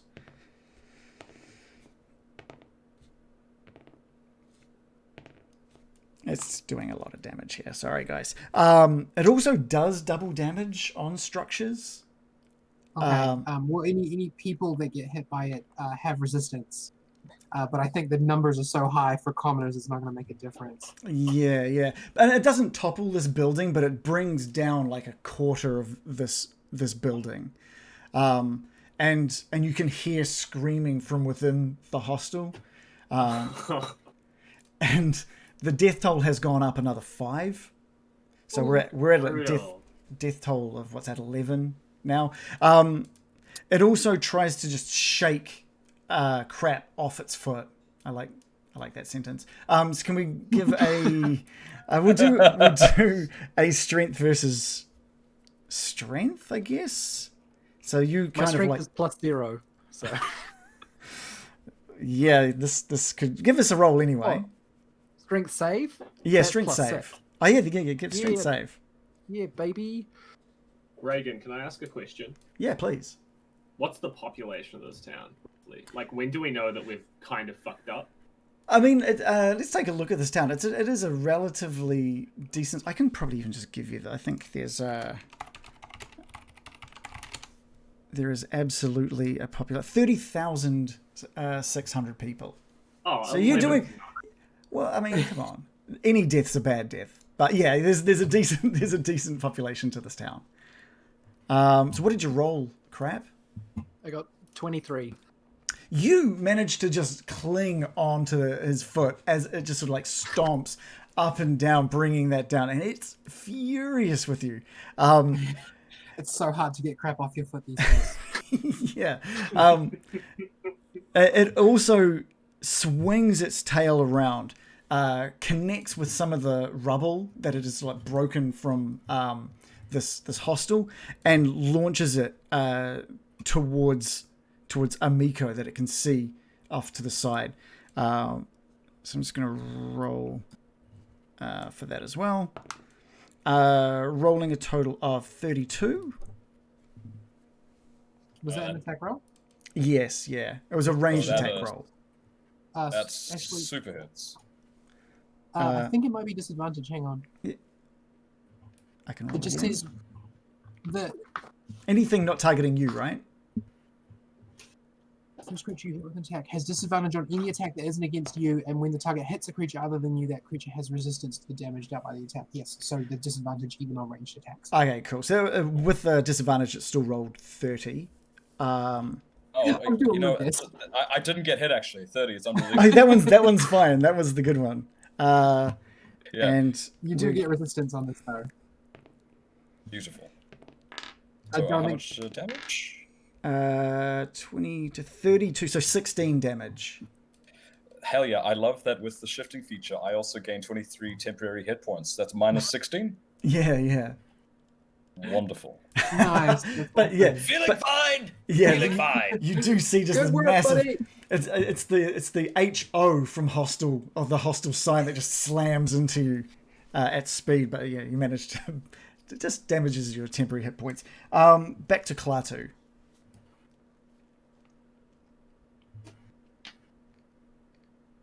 Well, okay. Klaatu has decided it's time to mix it up a bit. This time, he flies at basically towards the feet of the monster, and lets out this yell. He strikes the ground. He's quite low to the ground. He strikes it with the hilt of his holy avenger. Utters an oath and casts destructive wave. So the Tarrasque will need to make a Constitution saving throw or take 5d6 thunder damage and 5d6 radiant damage and be knocked prone. If he succeeds, he's not knocked prone, but takes half damage. Does Okay. anybody else have Jared frozen? No, he's working for me. Can you hear him? Yeah, no, I can hear him. He's just not moving. He is That's fine. frozen for Carry me on. too. Yeah. Okay. That's just Jared. He moves so slowly. He looks like a still image. He's He's actually stop motion I should have been animated. playing. I should have been playing the turtle. Was it? I can't remember. Has there been any effects that mean saving throws or at disadvantage or anything? I'm not 100% sure. I know there's so much sort of going on. No, he's rolled a 23. Well, he's probably made that one. So it's just going to be 5d6 damage, assuming he's not immune to thunder or radiant. He's not. Okay, so that will be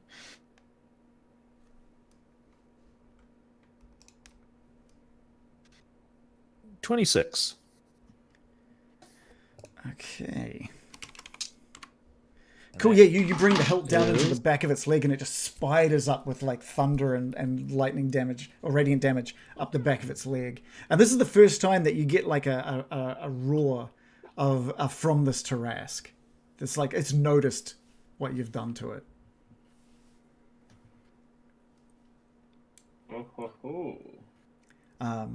Anything else from Klaatu? No, that's it. That's it. And it's rather than striking its leg, the wave sort of emanates from the ground. So he's struck the ground. But only right. the thing is that the hit that he has chosen is affected by it. Perfect. Gail, come on, Gail. I still don't know if I'll be able to do anything. I want to do something kind of silly this turn. Okay. Can I use Charm Monster on it? You can definitely try. Okay. Wisdom save. 19 is the DC. 19. Let's just get him on the side, dude. Yeah. Make love, not war, right? This creature is ignoring whatever it is that you're putting out there. It looks like it's not going to do much in the way of being charmed. But I'll let you take it. I'll let you have another action because I should have just told you straight away you can't charm this thing. That's fine. Can I... The people who are on the beast, are they kind of on it in a way where I can cast a wall of light without touching them at all?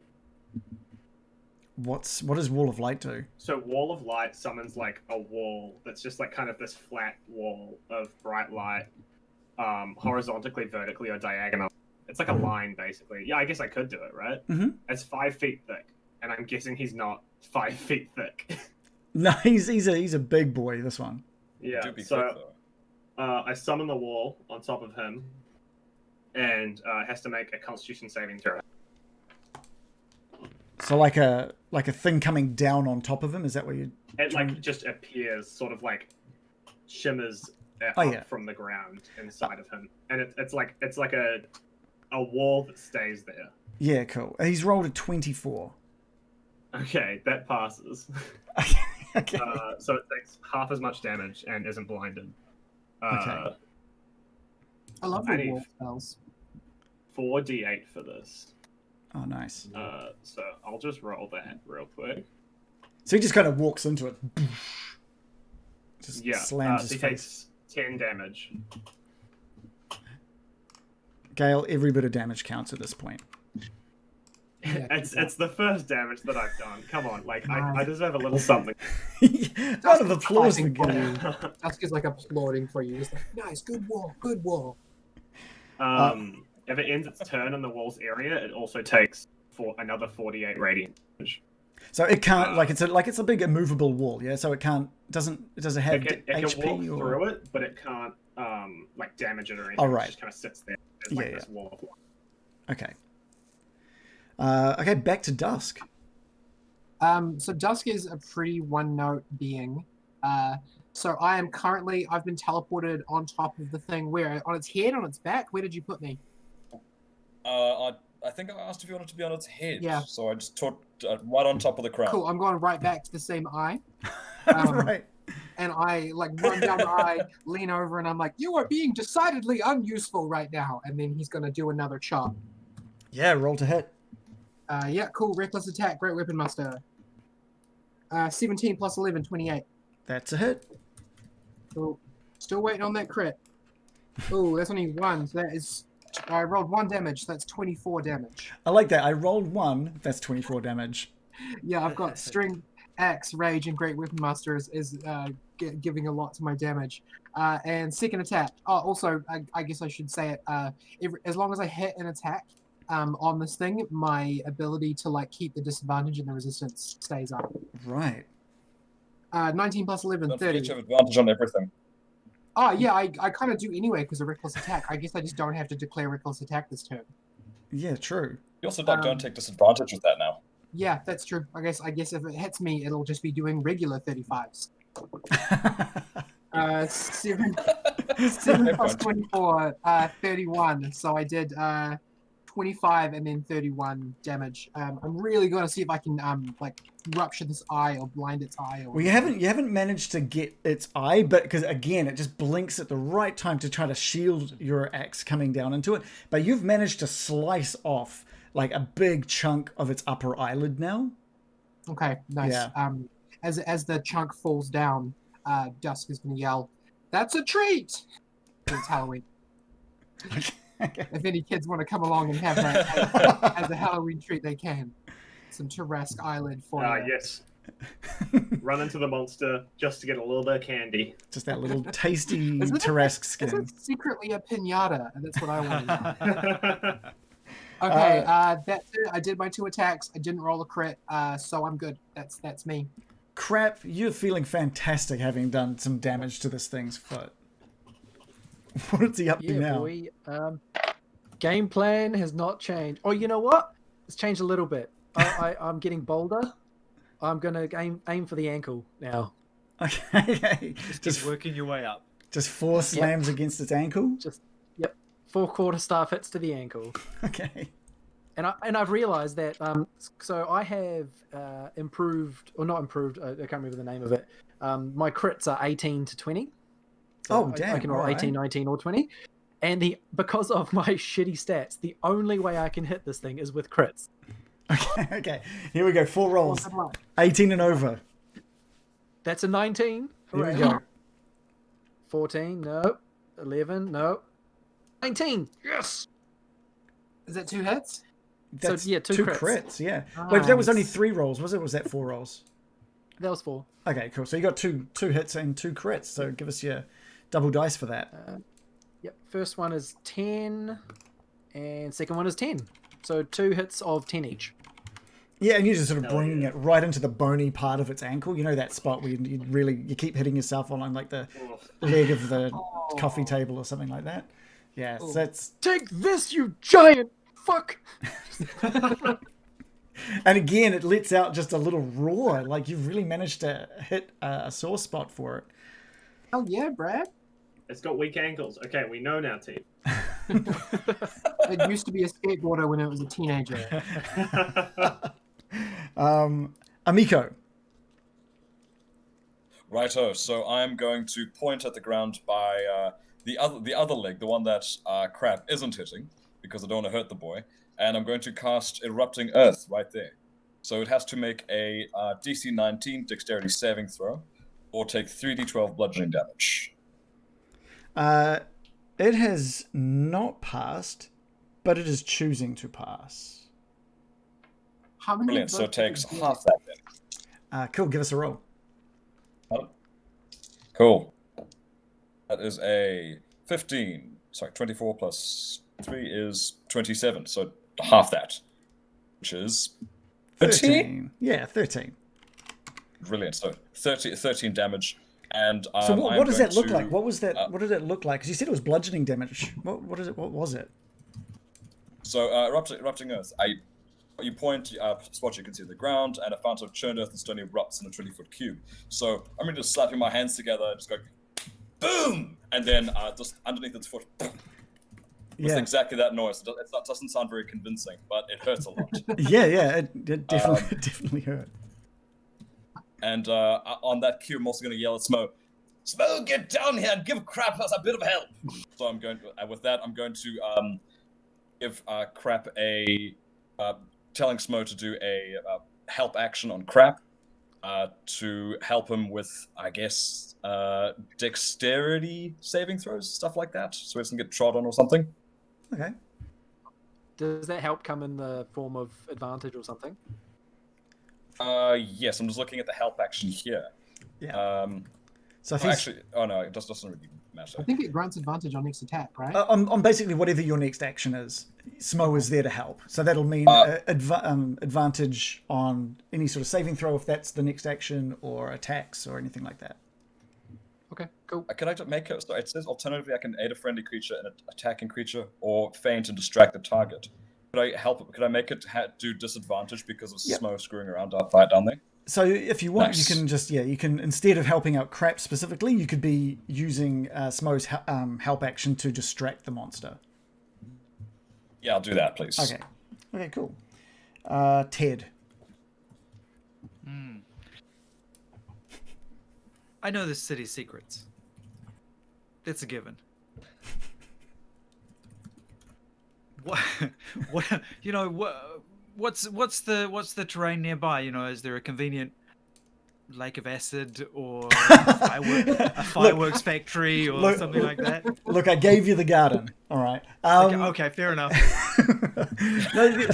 We lure it towards the giant guillotine. We lure it Why would towards they the build giant this? monster killer. You know that there's the town center is relatively close by. That's the only sort of that, and your statues, I guess, the 6 statues that show the bravery of you and the heroes of Arabelle are at the entrance to the town center as well. So we're going the other way, right? So you're heading south towards the town center. Okay. All right, I'm gonna try and run ahead of it, so that at the very least I can tell people to get out of the way. It's still standing in front of this hostel at the moment. Half a quarter of it destroyed. People screaming from within. They should probably get out. They shouldn't be. It's dangerous. Are they waiting around for someone to tell them? Out the window, I guess. They're all in slow-mo at the moment, just like running through the hostel for the doors. All right, then I will get in a bit closer and I will again shoot it. Okay, cool. With advantage. Oh, with advantage. Nice. All right. Is that fairy fire still? I believe so. How long did that last Yes, for? it's still on. For a minute, or that's a concentration spell. Did I get hit before or after I did it? I don't remember. In which case, I should probably do a con save. To be fair, Give us a con save. I completely forgot it. Brilliant. you're a kind and generous DM. All right. That's a crit 1. No fairy fire for anybody. All right, so it's no advantage. In that case, only my second shot will hit, and it'll do 9 damage. Okay, great. Sorry for breaking it up. Anything else from Ted? No, I'm good. It's the Tarrasque's turn, and it is going to its attention is sort of split between the hostel in front of it and Dusk again, like clinging to its face. So it's going to take a massive bite out of the hostel. What with you clinging to its face. So you can give me a Dex saving throw, Dusk. Okay. I have advantage on Dex saving throws against effects I can see. You can definitely see this. It's one of those was I rolled a d12 instead of a d20, so that is a 18 plus 1. Am I within 30 feet of Jared? Jared, what was your character's name again? I'm sorry. Klaatu. Klaatu. Am I within 30 feet of Klaatu? Yes, you are. Oh, God. Then that's a 22, I think. Is it plus 3 if I'm within 30 feet of you? 2. Plus 2. Okay, 21. Okay, cool. That is that you've saved. You managed to sort of get up onto the back of its head as he brings his face down to take a massive bite out of the hostel in front of you. It has dealt a decent blow to this section of the hostel, and it too crumbles down. There's half of the hostel, sort of the back half of this hostel now is remaining standing, and it takes a few steps forward and just like kicks out at the hostel with crap attached to his foot. Crap, can I get either I guess either a dex or a strength saving throw from you? You can choose whether you're gonna like just hold on or if you're gonna try and move out of the way. With a deck saves of +0, I'm definitely going to try and hold on. Okay. Oh, come on. Aha! 23. Yeah, perfect. You do hold on, and you manage to avoid all of the sort of debris that is just explodes around you. There's just a massive noise of screaming and rubble, just as another chunk of this hostel just disintegrates into the ground. We're going to add another 10. We're going to add, thanks to the 2 parts of this hostel that it's just taken out, we're adding another 10 to the death toll. That brings us to 21 at this point. And once again, annoyed by all of the things flying around and launching things at it, it whips its tail into a piece of rubble and launches it up towards Klaatu. Do we get the disadvantage on that? Yes. Cool. I can only affect attacks, not things that have saving throws. Cool. So that's a total of 29. Okay, well that's gonna hit. Yeah, I don't think the disadvantage is helping all that much, but you do get resistance. It helps. Anything helps. 33. So that's 43 damage, but we half that thanks to the resistances. So that's 21 damage to Klaatu. Cool. And I'm gonna throw my reaction out again and use Spirit Shield. 7, 8, 9, 10, 11. 11 damage off what you took as well, and 11 get force damage to the Tarrasque. All right, so Klaatu, you still take 10 damage as again, and unlike it's not the tail this time, but a massive chunk of this building is just launched your way, and it hits and manages to just do 10 damage to you. 11 damage of force damage. Well, that's to the rock. It's not. It's the character wouldn't be taking, the Tarrasque won't be taking damage. It'll be the rubble that's hitting, I assume. I thought you said it was the tail. No, it's whipped a big chunk of the building, and the building's launched. So no damage to the to Terry on this one. Cool. Terry. Sorry, I misheard what we were talking about. No, that's totally fine. All right, Klaatu, a little dazed from that. Before it ends, it's in the same zone, right? Yeah, it hasn't Where moved. It was? Yeah. Okay, so it takes 48 radiant damage from my wall of light. Yeah. You roll the dice. Yeah, give me 1 second to find the spell so I can click the special magic button that makes it go. Which are you using? Does D&D Beyond have like a just make spell go button? That's awesome. Yeah, it's great. 18 damage. Okay.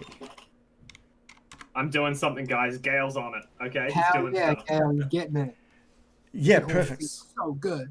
Because it's kind of moved partially into it while it was doing that bite, and it's brought its head back up, and it's sort of the wall is mid sort of skull as it just goes whoosh, and just damages it. Cool, Klaatu. Okay, Klaatu is going to cast. Well, first of all, as a bonus action, Staggering Smite. So the next time it's he strikes the Tarrasque with a melee attack, he'll do an extra. Well, there'll be some things. So and then he's going to take a swing at the ankle this time. The ankle that hopefully, if he can reach it, that everyone else has been having a go at. Mm-hmm. With his Holy Avenger greatsword. It still should have advantage due to the vow of enmity. So that is 30. That's Nice. it. And so the attack itself does 7, so that 14 and So that's 17 for the sword attack itself, but the staggering smite means that it does an additional 4d6 psychic damage. Oh, nice. And he needs to make a wisdom. Well, the Tarrasque needs to make a wisdom saving throw. That additional damage is 11, 12. Additional 15 damage. So he's rolled a total of 20 for the wisdom saving throw. Probably safely past that. Then then there's no further effect. So just the 17. Just the damage. Yeah. So that was with the sword, yeah. So you just brought that sword into its leg. Is that where you're aiming at? There's a little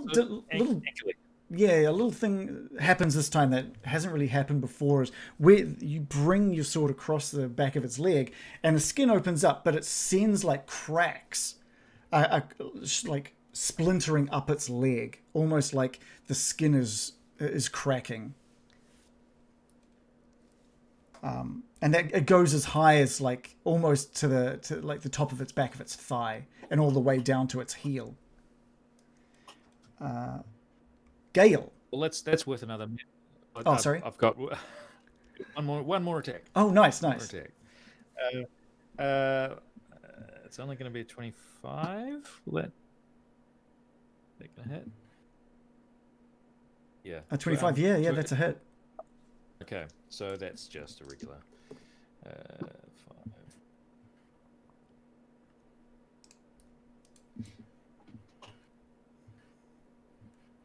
19. What was that? Sorry, 18. 19. 19. Same place. Yeah, and the sort of cracking of the skin wraps around over the foot now, and starts creeping down at the top of one leg down into the other. And it is Gale's turn. Hello. Hi, Gale. Gale is going to point a finger at the Tarrasque and go and just whisper under his breath, "Death." And I'm going to use Finger of Death on it. Okay. So that makes a Constitution saving throw. Has to be to 19. He's got a good modifier for this. No, I'm really hoping this works. He has rolled a 6 plus its modifier. It has rolled 16. It has failed. Woo! What does it mean? Dude, What does it? Does it just die? It's 78 plus 30, so that's 53 damage. 53 damage. That's our biggest hit so far. Wow, I told you guys, Gale had a big turn coming up. Yeah, Gale did it. You point and you're like, death, and the cracking of the skin that you see sort of forming across both of its legs, just in an instant, like covers almost all of it up to the neck. The only thing that isn't cracked at this point is its head. Oh, hell yeah. That was a power move. Power move from That is Gale. a big power move. After messing up pretty consistently, I finally did something good. Yeah, and it just screams out this enormous roar. And again, as it roars, any people that are fleeing freeze and drop to the ground shaking in fear. Anything else from Gale? Let me just quickly see if I can do my bonus action. No, I think that's it from Gale. I think Gale is good. I think he's pretty happy with it. Yeah, that was pretty good. Dusk, back to you. Nice. I have a question. Mm-hmm. If I want to shout something, is that going to cost me an action? Nah. Or can I do? Nah, you just go right ahead. Free action to cool. yell. As long as you're not yelling like a 10-minute spoken poem. No, it's like Dust shouts down at the hostel. He's like, "It's early checkout time. You gotta get out of here." And then he's going to just go for another couple of... Okay, just checking. Do I have advantage without reckless attack? Has anyone got any effects on to give me advantage? I think now that Fairy Fire's gone, there's no auto Cool, I'm going to go for the reckless attack. I'm still going for the eye, because I'm trying to pop its eye. Okay. Ooh, one of those was a natural one. That's 15 plus 11, 26. 26 is a hit. Cool. Okay, that is 25. I rolled another 1. Have I Okay. popped its eye yet?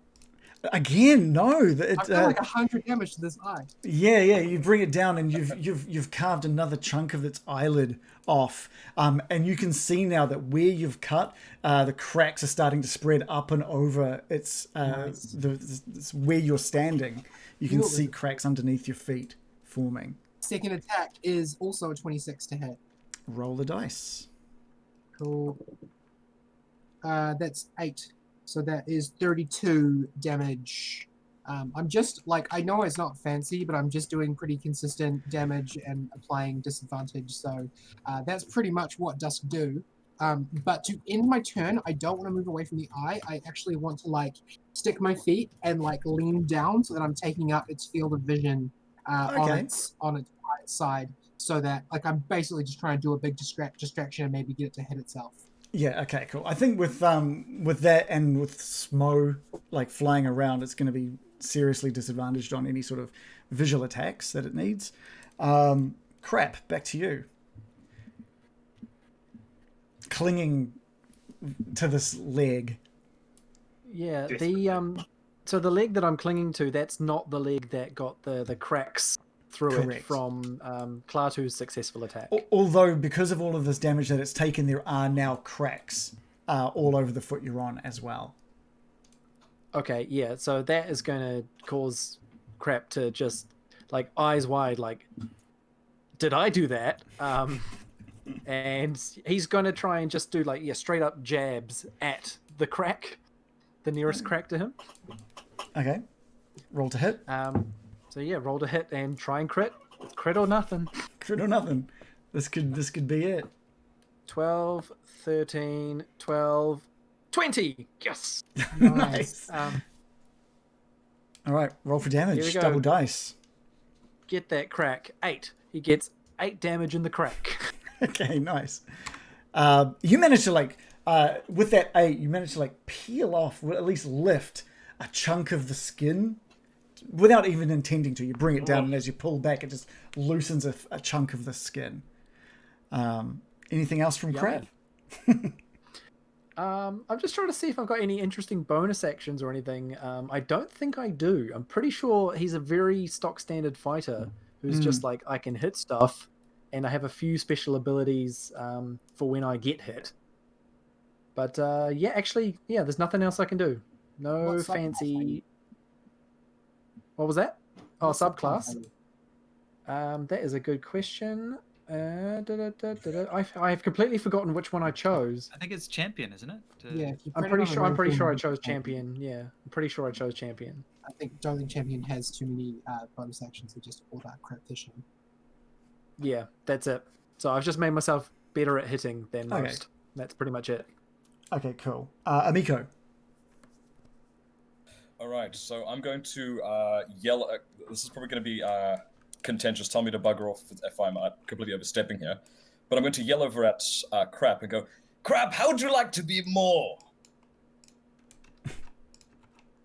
More what? I'll take that as a yes. And I'm going to cast Polymorph on Crap. And I'm going to turn him into an adult red dragon. What? Okay. Yeah, Have you- this is my first time playing a spellcaster, so I'm reading the thing in front of me, and I don't know what the limitations to this thing are. What's the it's CR rating right? of what you can create? It doesn't say.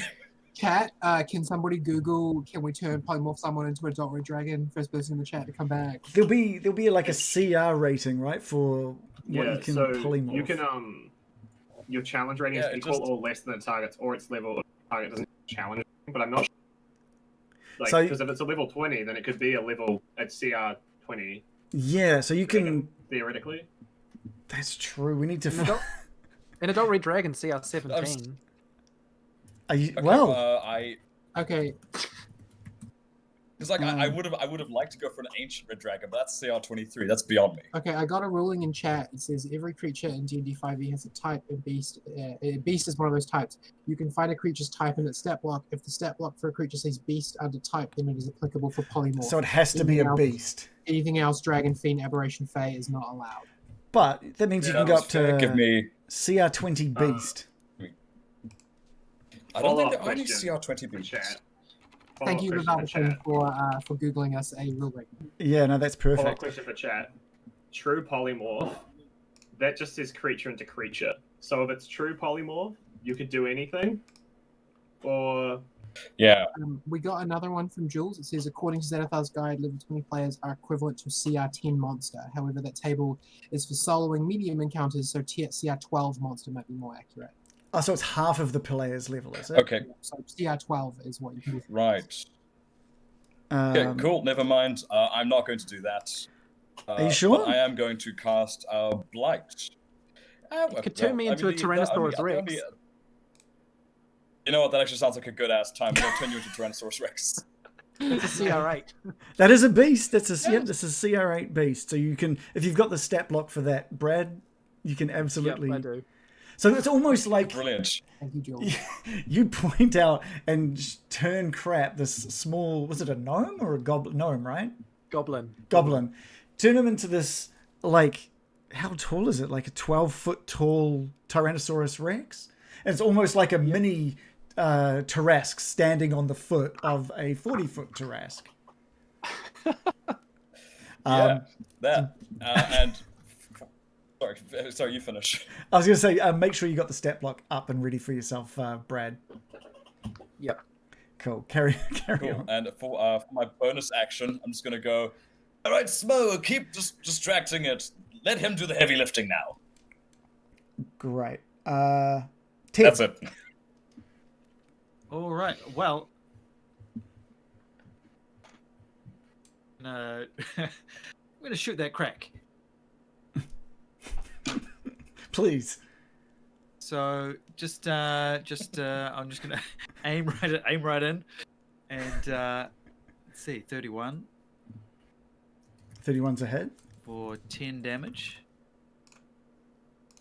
and then 28, That's a hit.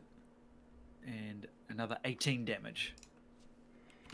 The by this point, the splintering of skin is covering the entirety of this Tarrasque.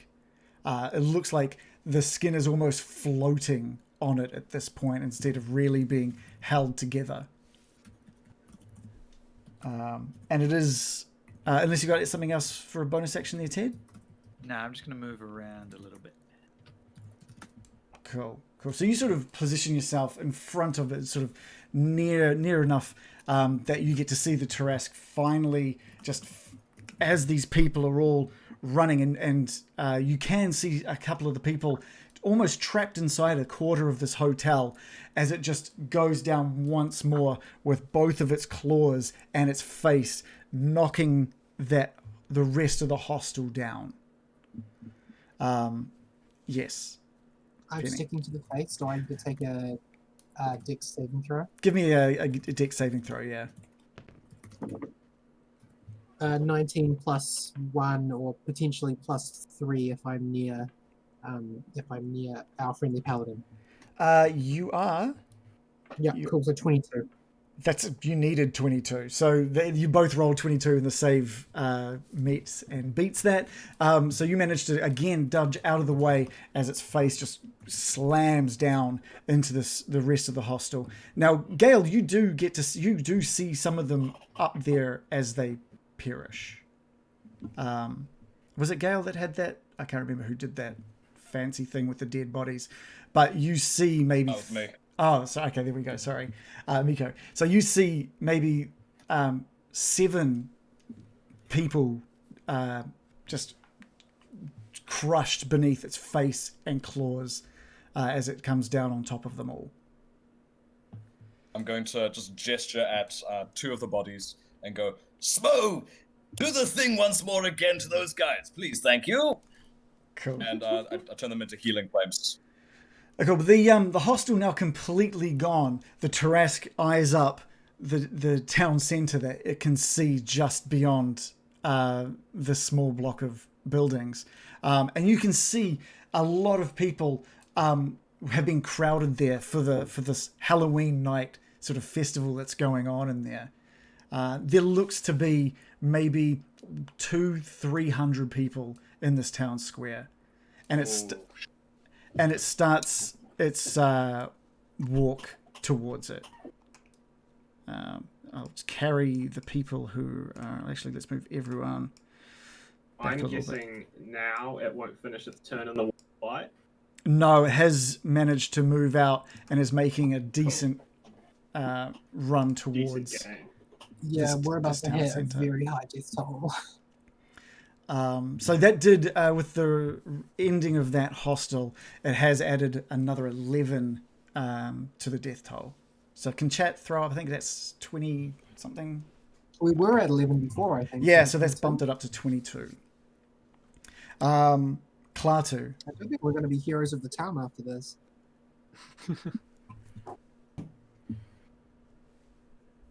I'm sure in all of our years of being heroes, we've had bigger death tolls than this.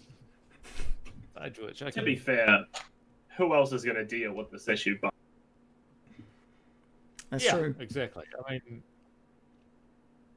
can't be so hard on ourselves. I can try our raise best. dead twice per long rest. That's That's 20 easy. people in a way we could resurrect in a week before their bodies get too old. Anyway, okay, Klaatu, as we're moving along and as the attack on the ankle seems to be quite successful, he's gonna rinse and repeat what he did last time. Another staggering smite targeted at the Tarrasque's ankle. So let's see. Here we go. Open attack roll. Okay, that first one is 28. That's a hit. Okay, so the regular part of the attack is, and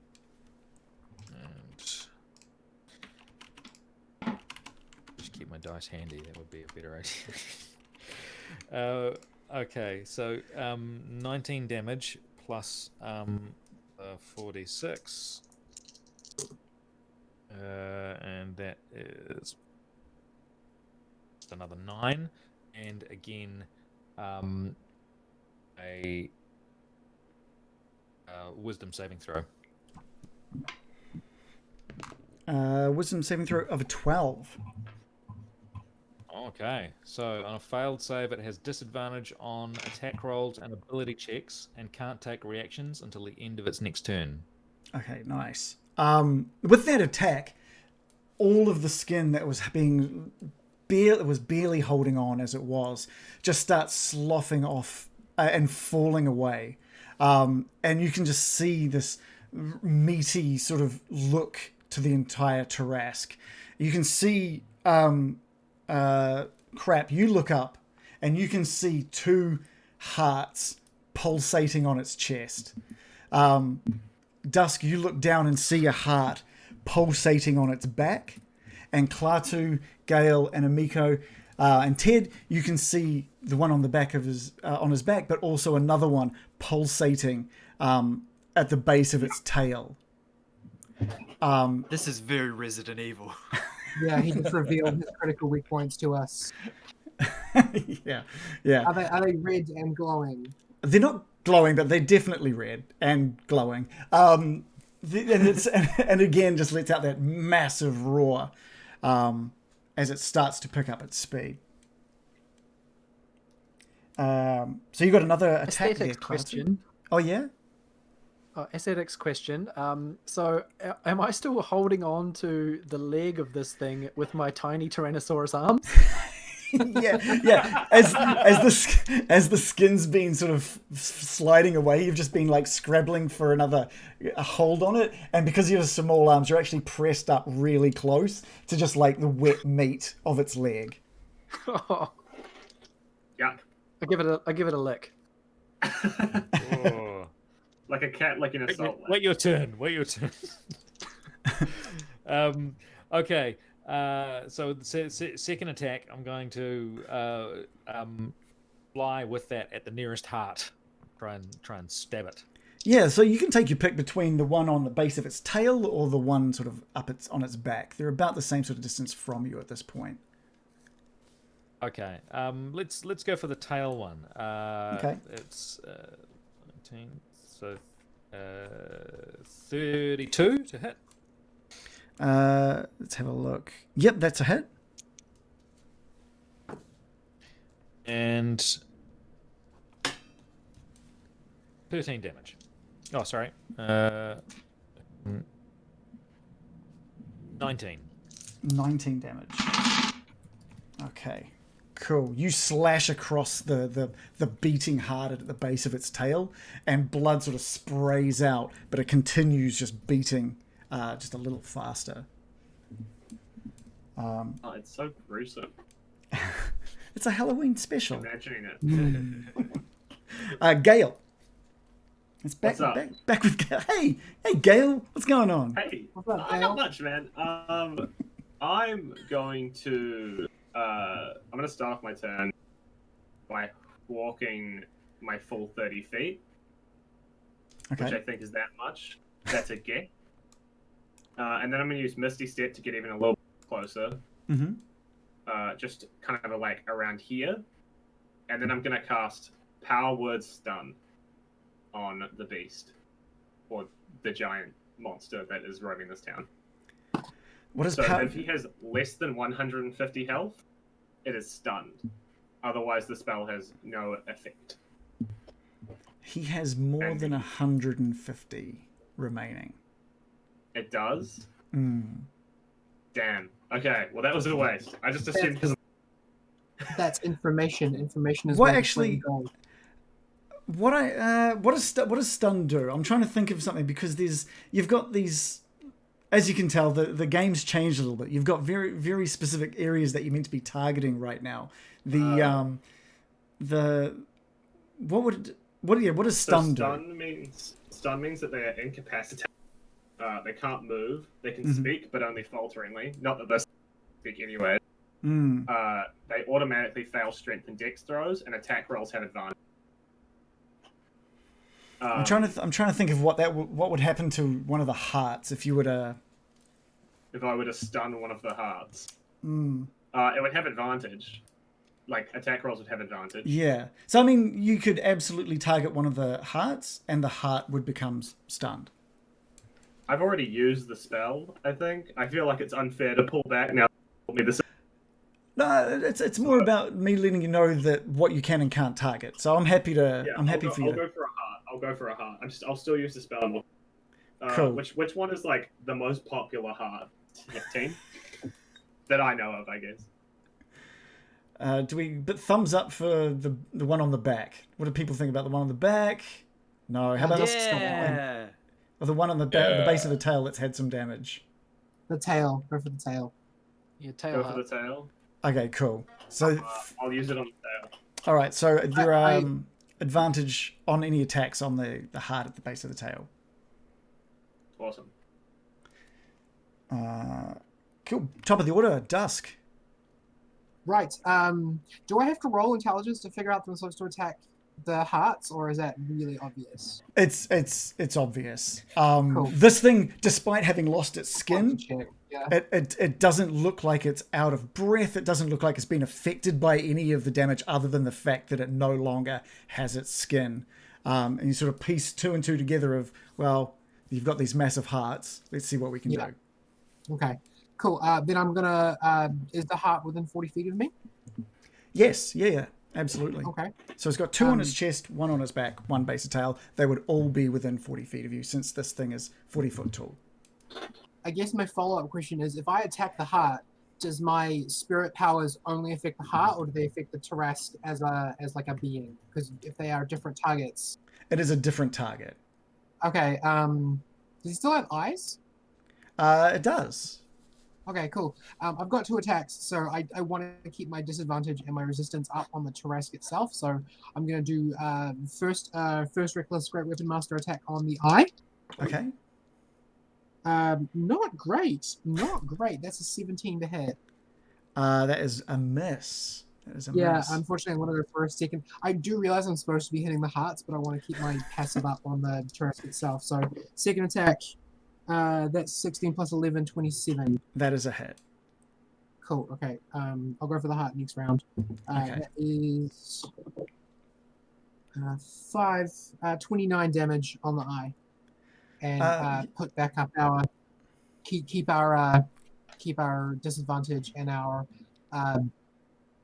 what's the other thing? Resistance up on the against the Tarrasque, and then I'll use my remaining movement to head over to where the heart is. You bring that axe down, and for the first time, it hasn't got any eyelids to save it from their swing, and the axe just comes straight down into its eye and just splits it open. And you head down the back of its head towards the heart as just like fluid flows down its face. Nice, cool. Pop the eye finally. This thing is partially blinded. Hell yeah. Okay, cool. And I'll just run over towards the heart for my movement. Cool. Crap. Cool. And that's me. Dino crap. Yeah, so I'm very surprised that just a few seconds ago I suddenly became. My friend Amico asked me the question, "Do you want to be more?" I think I said what? And then suddenly I'm a fucking dinosaur. And feeling great, by the way.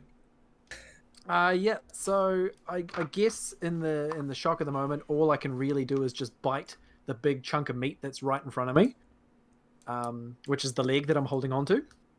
Okay. So for the sake of polymorph, so do I just act exactly as the Tyrannosaurus Rex? I just become it? I believe so. With a polymorph, you get the stat block of the creature you become. Okay. Strangely, my AC didn't change. Nice. Okay, so first thing I'm going to do is bite this meaty leg that I'm holding on to. That is a 28 to hit with a bite. Yep, that's a hit. And it's a nice tasty hit too. So let's get out a bunch of D12s.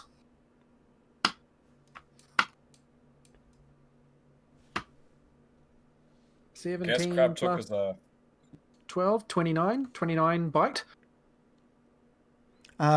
Cool. You sink your teeth in, and you do puncture the leg, but there's no damage because I'm not magical. No, you're definitely magical.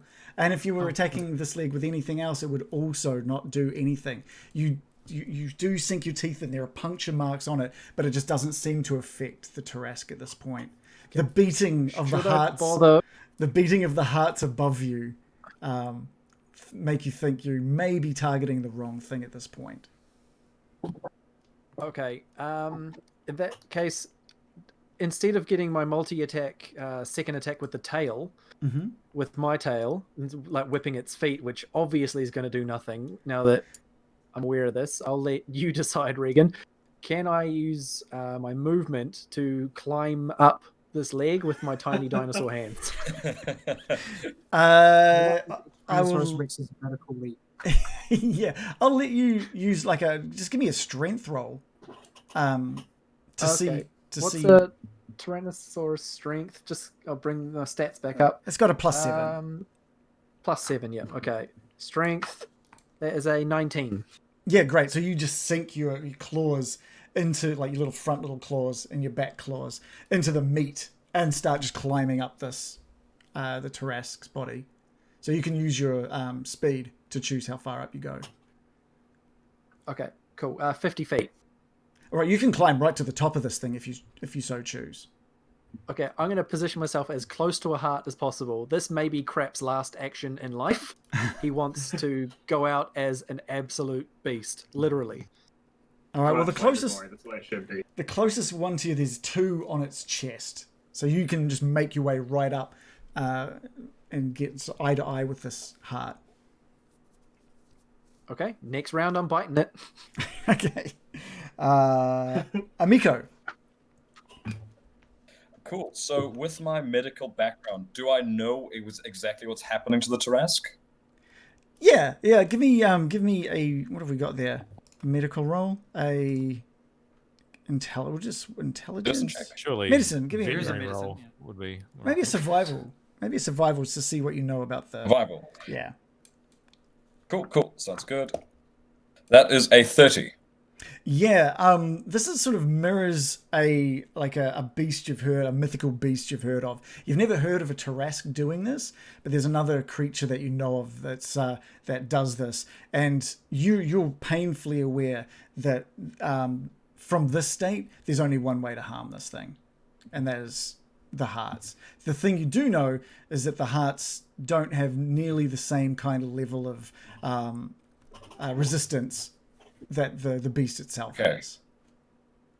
Fantastic. So I'm going to run up to about here, and as I'm running, my shifting is going to go because I've been in it too long, and all my fur just falls off. It's quite a horrendous thing to see. Shaking it off me as I go, and as I'm running, I'm yelling, "Only the hearts! Only the hearts! The rest of it can go to hell. I don't care. But get the hearts!" Hopefully everybody heard me. And when I get to about where I am, I'm going to cast Blight at the hearts. And that is a DC 19 con save. What does Blight do? Blight, necromantic energy washes over a creature of my choice that I can see within range, draining moisture and vitality from it. The target must make a Constitution saving throw, or take 8d8 necrotic damage on a failure, and half as much on a success. It's rolled 27. Well, it takes half that. So I'm just gonna Which roll that So boy. 88's gonna hit hard. Which one beg your were you pardon? targeting? One on the tail. Okay, cool. Okay, so that I'm using the dice roller on this guy because I don't have that many dice and I can't count because I am just about as smart as Amico. And it's very slow rolling. Cool. That's all right. Is the number going to come up? It is not going to come up. So I have to count this myself. No. Total of 37 damage. Half that is 18? Yeah, 18. Yeah, it feels like an 18. Wonderful. So it takes 18 damage to the heart tail. And I'm going to... Smo's going to yell out at me. All right, so you're going to let me do something or what? Yes, Smo. Fly around and attack the heart and the tail. Thank you very much. So he's going to fly around and he's going to use Flame Seed on the heart. So that is a... I'm going to roll this boy. That is a 16 to hit. That is a miss. Okie dokie. So does nothing. Damn it, Smo, try harder. You got me all hyped up. Great. I Anything love else? Smo. Yeah, Smo's great. Anything else Yeah. from Amico? Nope. No, sorry, that's it. Yeah, I'm good. Cool. Ted. Okay, so got a quick question for Crap and for Dusk. How you feeling? Like strong? Like Yeah, no, I'm strong as hell, baby. I'm as Yeah, strong cool. as I've ever been. I'm gonna fire an arrow just straight up in the air, and then like 100 arrows are gonna come down on top of the Tarrasque. Damn. As I cast Conjure Volley. Cool spell. So, let's see. It's a dexterity saving throw. Is this Okay. is this something I can see? You'll see the arrows coming down. Yeah, that's for sure. Cool, yeah. I got a natural 20. Okay, it's a I 17 to got a save. natural 20 and not on an attack. The Tarrasque only rolled an 8. All right, 8d8 damage. I got a 14 as a Tyrannosaurus. You're kind of on its chest at the moment, so I'd assume you're going to be pretty safe for the most part. Yeah, I'm guessing it's only going to hit the back and tail hearts. Yeah. So 8d8, half if you succeeded. in You did this And Nice. also, I'm raging, and this is, I assume, piercing damage. Yes. So, is that quarter damage then if I succeeded and have resistance? I'll tell you the total is 43. Do with that what you will. So you have resistance, which halves it, and you saved. So yeah, it quarters it. So half of 42 is 21, and then half again is 11. 10. 10 We'll go with round 10. down. Okay, round down. Cool. No, I'm sweet, man. You can keep hitting me if you want. I don't mind. I'm made of metal. So I think 43 to both of the hearts. Yeah, perfect. So each heart now just has like 20 odd arrows from that volley. There's a few more that have just stuck into the back of this Tarrasque, but those hearts themselves are just like little small pin cushions at this point.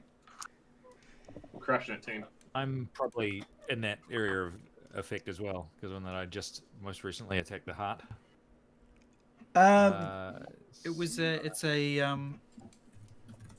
It's a what 40-foot radius, 20-foot high cylinder. Yeah, it's theoretical that he could have aimed that in a way that missed you. I guess it's up to Very accurate. Very accurate. Okay. You can Well, roll. then- We can give that a try if you want. Why not? I mean, you make me want to do that now. So give us a deck. Was it a deck saving throw? Dex saving throw, Dex target saving 17. throw. Okay. Well, natural 19. So 20. Yeah, perfect. Okay. So that's Is it half damage or is it just completely avoided? It's half damage. So 21 damage.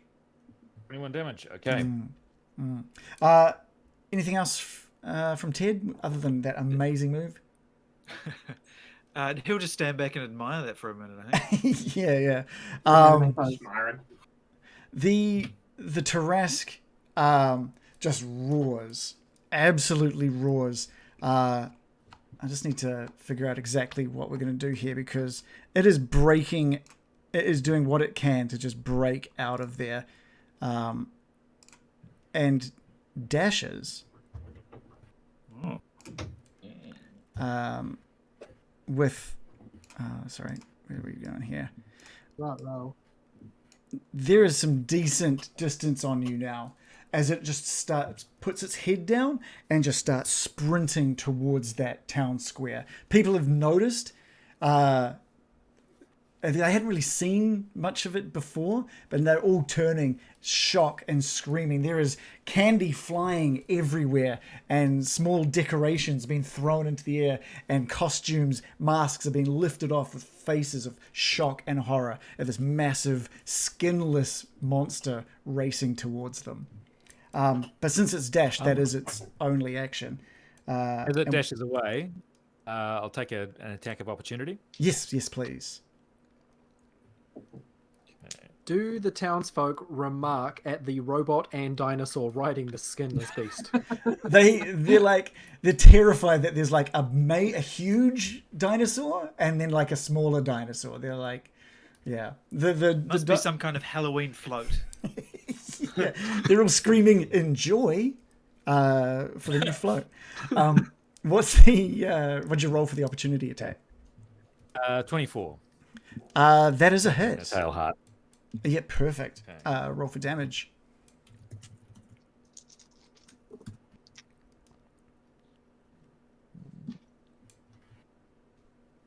$21.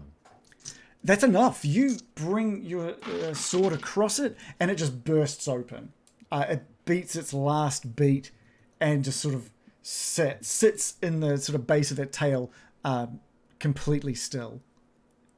You've destroyed one of the hearts, and again with that, the Tarrasque roars once more.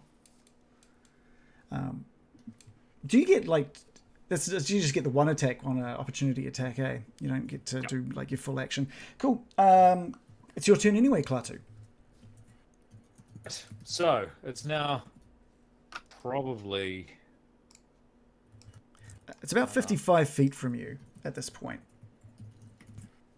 Okay. Well, we've got a gap to close. So I as Paladin who's taken the oath of vengeance, I am going to transform using the avenging angel transformation. A second set of wings sprouts from my back, Yes. granting me a flying speed of 60 feet. and and I give chase. Yeah, perfect. That gets you right up next to this thing. Okay. Is that close enough to make an attack this round? Or Yeah, absolutely. It's 55 feet away. Your speed of 60 will get you right there. Brilliant. Here we go. So now I'm going to attack a chest heart. Perfect. I'm clinging right in front of that one. Yeah, there's two, and there's like a T-Rex dangling. I'm attacking the other one. the one not covered by a T-Rex. Okay, so that is hovering with two sets of wings. That is a 32. That's a hit on that attack roll. So.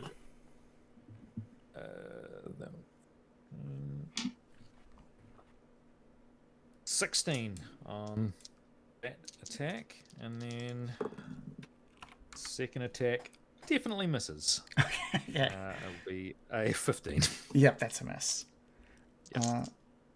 Cool. Gail, it's been a long time. How you doing? Hey man, I'm just chilling. Reagan, I do have to say something, and this is kind of I'm kind of a bozo.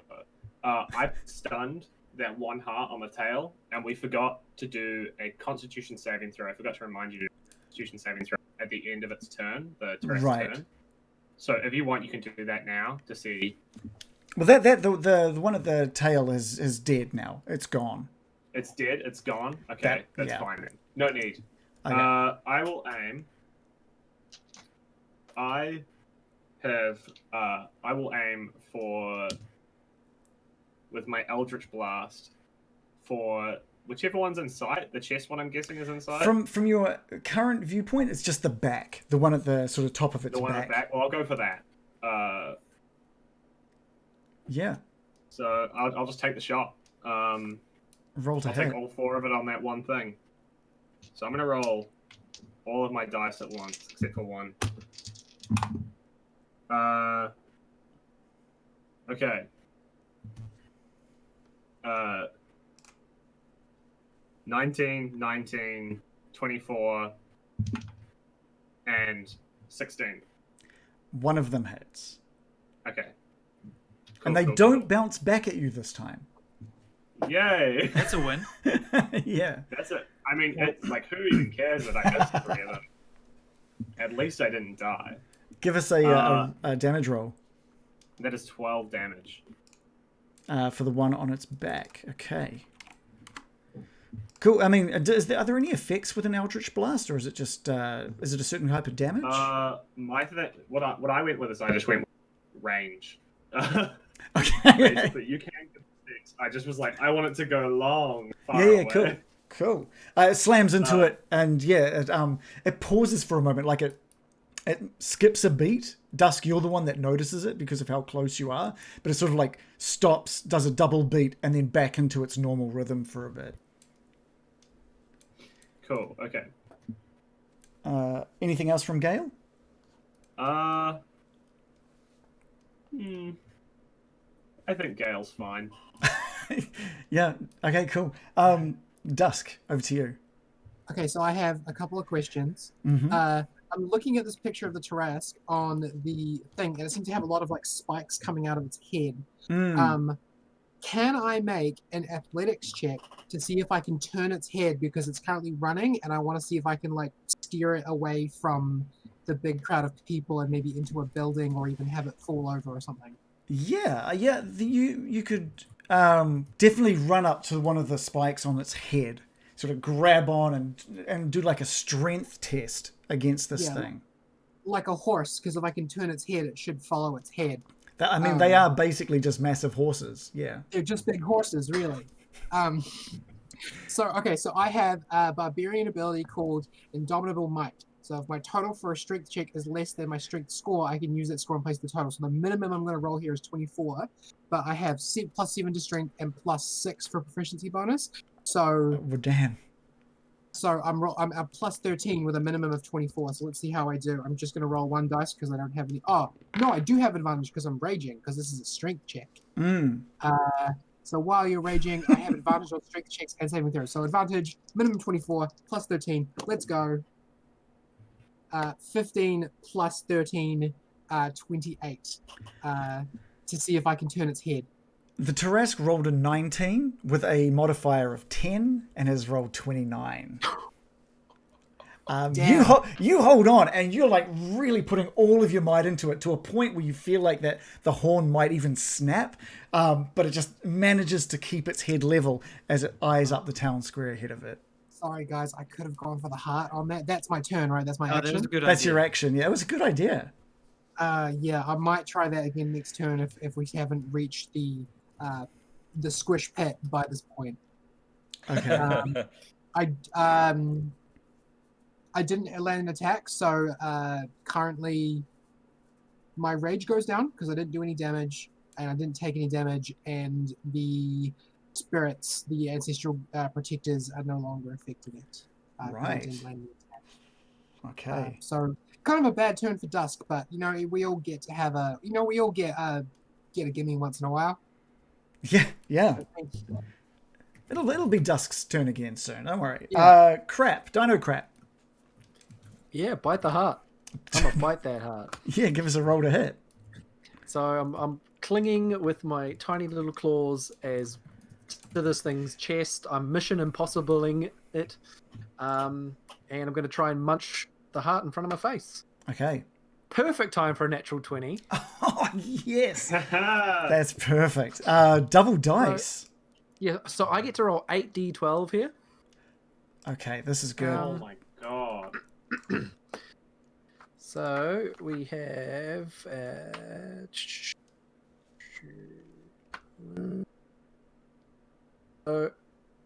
so far we are on 32, and I've rolled half of them. Nice.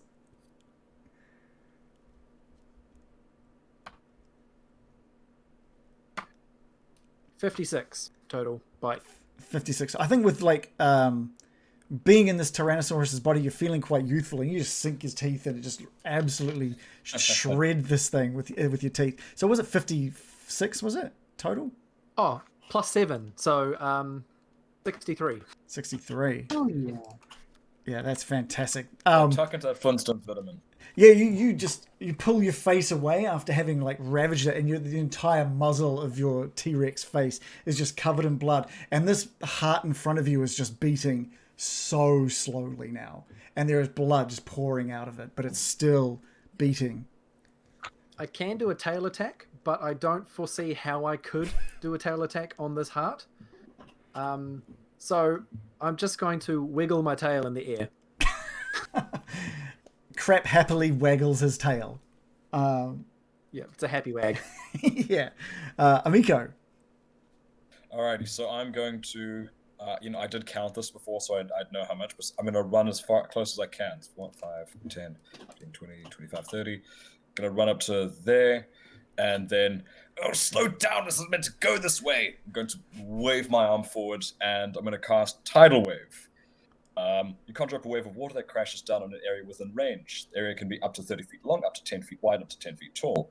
But the important part is the Tarrasque needs to make a Dex 19 saving throw or be knocked prone and take 48 damage. That's pretty good. That's pretty good.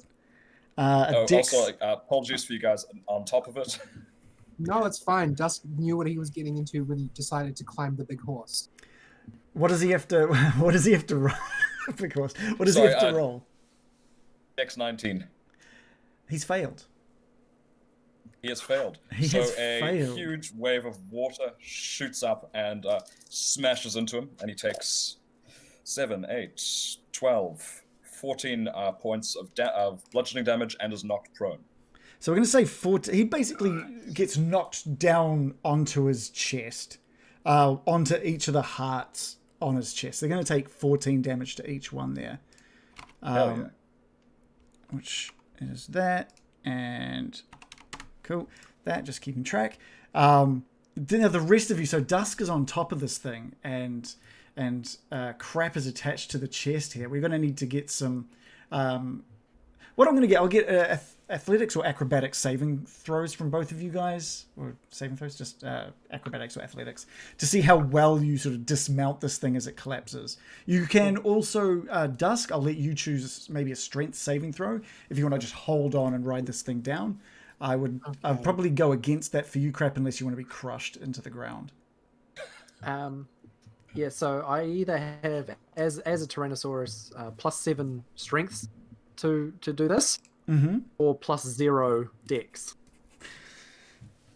A strength is just going to basically let you hold on while it slams into the ground, so yeah, at least with a dex okay, you might be able to get out of there. I'm going to try and plus fling 13 myself to out the way. athletics. Yeah. I have +13 to athletics, so I'm going for that. That's by far my best option. I don't have advantage anymore. Okay. That's 24 on my athletics check. Okay. And Crap. Oh, my dex is in that one. Oh, no. Okay, bud. all right, bud. So the Tarrasque gets like washed by this massive wave and just like topples down into a prone position onto its chest, and then sort of falls down onto its side. As it hits, especially with a nat 1, you just get pinned to the ground between the weight of this Tarrasque and the ground. I need to decide what kind of damage. I'm going to treat it like a hit of one of its tails, like a direct hit from a massive swing of its tail. Okay.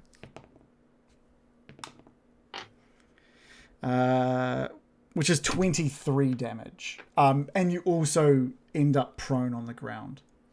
With a roll of 24, Dusk like surfs this Tarrasque down to the ground, does a little forward flip, and lands sort of like right next to this thing on the ground. Dusk, you're near its back, where its back heart is, and the on the other side lies T-Rex Crap with the 2 chest hearts. Can I see him? Is it like a see-through skeleton, or is it still flesh and solid? It's almost like it's sitting behind, like it's almost got like meat and a couple of sort of ribs around it, but it's enough of it is exposed that you can get attacks into this thing. No, I want to know if I can see Crap on the other side of it. So no, sorry. It's you've basically got a wall of meat in front of you and between you two. Yeah, okay, that's cool. I just want to know if I can see what happened to him, because I'd probably help him if Perfect. That was Amiko's turn, was that right? Is there anything else from Amiko? It's as a bonus action, because for my bonus action, I don't think what's his name? Smo was able to keep up as the T-Rex, as the Tarrasque, excuse me, dashed. So he's gonna try get as close there as he can. Oh, come back here, you're mine! And he's just gonna stop. I think it's about 20 feet away. It's about as far as he can get. Okay. This was a big move. He's prone. It's gonna definitely stop his journey to this town center. Ted, over to you. Did you say it was lying on its side? It's on its side now, yeah. What kind of rolled. What kind of angle are we talking here? Is the back more exposed, or is the front more exposed? It's come down onto its chest and rolled sort of partially, like 45 degrees onto its side. So its chest is still semi sort of close to the ground, while its back is exposed, is more exposed. All right. I think I'm going to hold fire on a volley of arrows then. I'll run closer, and then I will aim at one of the chest hearts. Okay. The traditional hearts, you know, where hearts are usually kept. Yeah. Classic. Give us a roll to hit. Alrighty. Now, 33. there's 2, from what you can see, one heart is in way worse of a situation than the other. One that has just been ravaged by the T-Rex. So I'll aim at the damaged one. The first one hits and does 10 damage. The second one will also hit with 31 and do another 10 damage. So 20 in total. Okay, perfect. And that was with your crossbow again, was it? Yes. Yeah, these two just like tear straight through it, just toof, toof. And with that second one hitting the heart that Crap can see, just stops beating and sort of almost deflates a little bit in its chest. You have defeated 2 of the Tarrasque's hearts.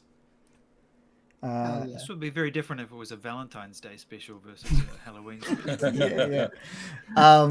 We'd be putting his hearts back together if it was a Anything else from Ted?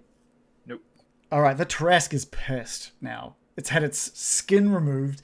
It's had 2 of its hearts destroyed, and it struggles to its feet using half of its movement. But instead of moving towards the town center, it just swings its tail across dusk in towards dusk. Yeah. Do I get an attack of opportunity as a T-Rex? As it gets up and away from me?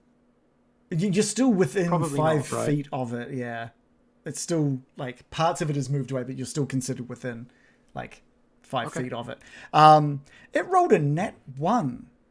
Now, what we do on Getting Dicey is anytime that there's a nat 1, we roll a D100. And with a D100, the lower the number, the worse that crit fail is. Is that for enemies only, or It's also it's for everybody. That's so cool. So it's rolled a 76, which isn't too bad, but let's, what I'm going to do is going to roll some, if it had hit, some damage, 7, 12, 13, 23. So it manages to sort of bring its tail into your axe, which you managed to be just holding right in front of it. And if it still had skin, if it could still really take damage, it would be taking some extra damage. But the force that it's coming through, without that protective carapace protecting it completely, your axe just slices through the meat and into the bone in the middle of this tail and just breaks the tail. Yeah. This Tarrasque is now without like half of its tail, and it screams out in pain at what it's done, and now has you fully. It turns, looking down at you, and you can see now it looking. It's sort of front on with one beating heart in front of it. Crap now getting a view of its back, and it just brings its horns down into dusk, rolling a 35. Yeah, 35 hits. Surprisingly. This is when it's getting a bit real now. That's just like looking up, waiting, and then just boom, just flat. Doing 42 piercing damage. Yeah, fair. I'm not raging, so that's full damage on me. Got ourselves a Godzilla, guys. 42? Yeah, 42. It then goes to bite down on you as well. Doing a nat 1 roll. This isn't good. I mean, it's great for you guys. It's not good for the Tarrasque. Fantastic for us. Fantastic for us. And again, with your axe held up, it just face plants, eye first, its other eye, bam, directly into your axe, just splitting it. And it just wait, split my axe or split the hand? no, split its eye with a net fail. It has mistimed that completely. Its jaw slams into the ground in front of you, and its eye straight into your axe. And it reaches up and screams in agony, and now blindly just slashes out with its claws into where it thinks you are, rolling with a disadvantage for each attack. A roll of 27 for the first one, Still hits. and a 29 for the second one. Still hits. You gotta get my rage back up. So 10, 18, 24, 40 damage from the first attack. You got any healers? You can do a little healing. And 38 damage I can definitely do a little healing. from its second attack. Total of 78. 78 damage. I'm good. How much I'm health good. do you I've got 170 left.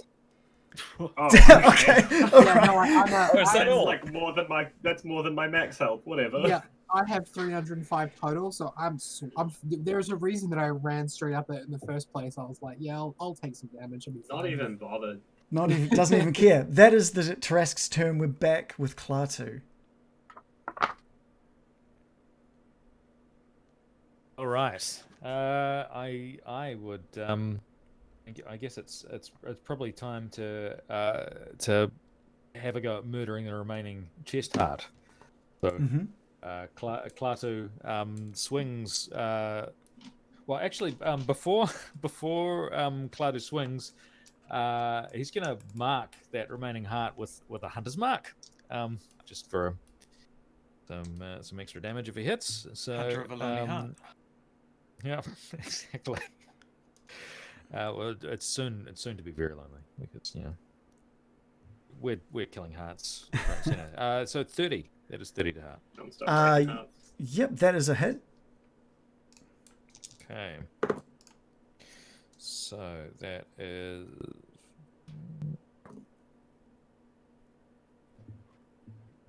23 damage. Okay, perfect. And you notice with that attack again, there's just it stops for a moment, does a double beat, and then gets back into its normal rhythm. Okay. And this for the second attack, it was a 26, Which is a hit. And that will be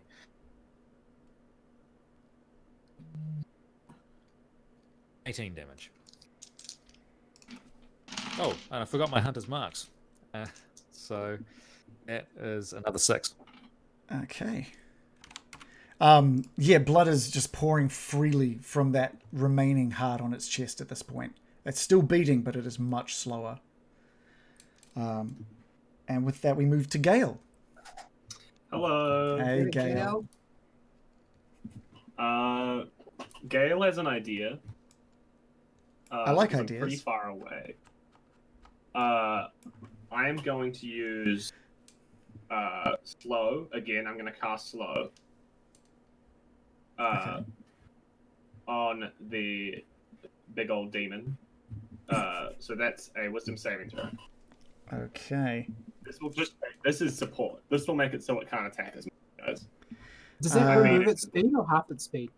It halves its speed. It gets a -2 penalty to AC and Dex saving throws. It can't use reactions. On its turn, it can use either an action or a bonus, but not both. And regardless of its abilities or magic items, it can't make more than one melee or range attack during its turn. Nice. That's such a good hit on this thing. And what does the Tarrasque have to roll? It has to get higher than a 19. From your smugness, I feel like it did. 14. Oh my god, nice work. But Support Gale is here. That's huge. So it can only attack with one of its melee attacks. Yeah. It loses half its speed. It gets penalized 2 of its AC. And it Yes. disadvantage on its saving throws. Is that right? Dexterity ones. Correct. Yeah. And then as a bonus action, I'm going to use my last 2 Misty Step, and now I have no more spells left, and it's all Eldritch Blast from here, baby. Hell yeah. No, we're about to get Misty Stepping too. Just 30 feet closer. Oh, yeah.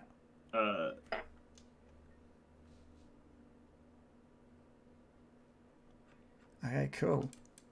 I'm awful. That's right. Yeah, perfect. Sweet. Dusk, you've just, you've taken a bit of damage to this thing, but you've also managed to completely blind it and sever part of its tail. Yeah, Purely blind its tail accidentally. as well. Okay, so am I prone? Because I took a big headbutt. Yeah, oh no, you're not prone. You're fine. You surfed that thing down and landed fine. It hasn't knocked you prone. Yeah, I just took like 78 damage, so I was wondering like if that would also knock me down. All right, Not a that's tank cool. like you, is up. Dusk. No, not at all. Okay. How far away are we from the crowd of people that we were headed towards? You're quite close. It's about 80 feet away. The opening to this town center. Okay, so it's blinded and it's currently standing. Is that right? Yes, it is. Okay. I'm like right next to it. Can I use my 40 feet to make it to the back cart? Yeah, you totally can. Thanks to Nice. that Okay, skill cool. of walking up walls and stuff that you've got. I've got the boots of spider climbing, so Dusk is Yeah. like, well, up we go, and then he's just gonna like sprint back up the side of it. And I am going to bonus action rage. My spirits come back out again. Badass. This time I'm not gonna worry about applying them to. I know the heart can attack, but I think it's more important that I do full damage on the heart. So I'm gonna roll a Great Weapon Master reckless attack. It's 19. That's gonna miss. That is a miss. Yeah. Cool. I'm gonna go for a second one. Oh, wait, there was a -2 to his AC. Sorry, no, that is still a miss, though, unfortunately. That time is 21. Does 21 hit? Thanks to the reduction in AC, it does. Thank you, Slow. Rolled really badly that time. Okay, so it's gonna be a D12 plus 24. That's 29 damage on the heart. That's pretty good. Cool. That is looking incredibly weak, the heart on its back. Nice. Yeah. I don't know if it matters, but the heart is now being taunted by my three steam ghosts. If the heart tries to attack anyone, it has disadvantage. All right, okay, good. I think that's it. Yeah, Dusk is a pretty simple character. Dino Crap, Pog. yeah, Dino Crap, you were Dino prone Crap- on the ground. Yeah, so from the ground, I don't think Crap would be able to dinosaur his way up to any hearts. Especially not in a single turn. Mm. So I'm just wondering what other attacks I could take. Maybe could I just try and make myself the target of the Tarrasque, like try and distract it enough that whoever's next, which I think is Amico, gets advantage or something? You can absolutely use your turn to help, yes, by distracting. Yeah.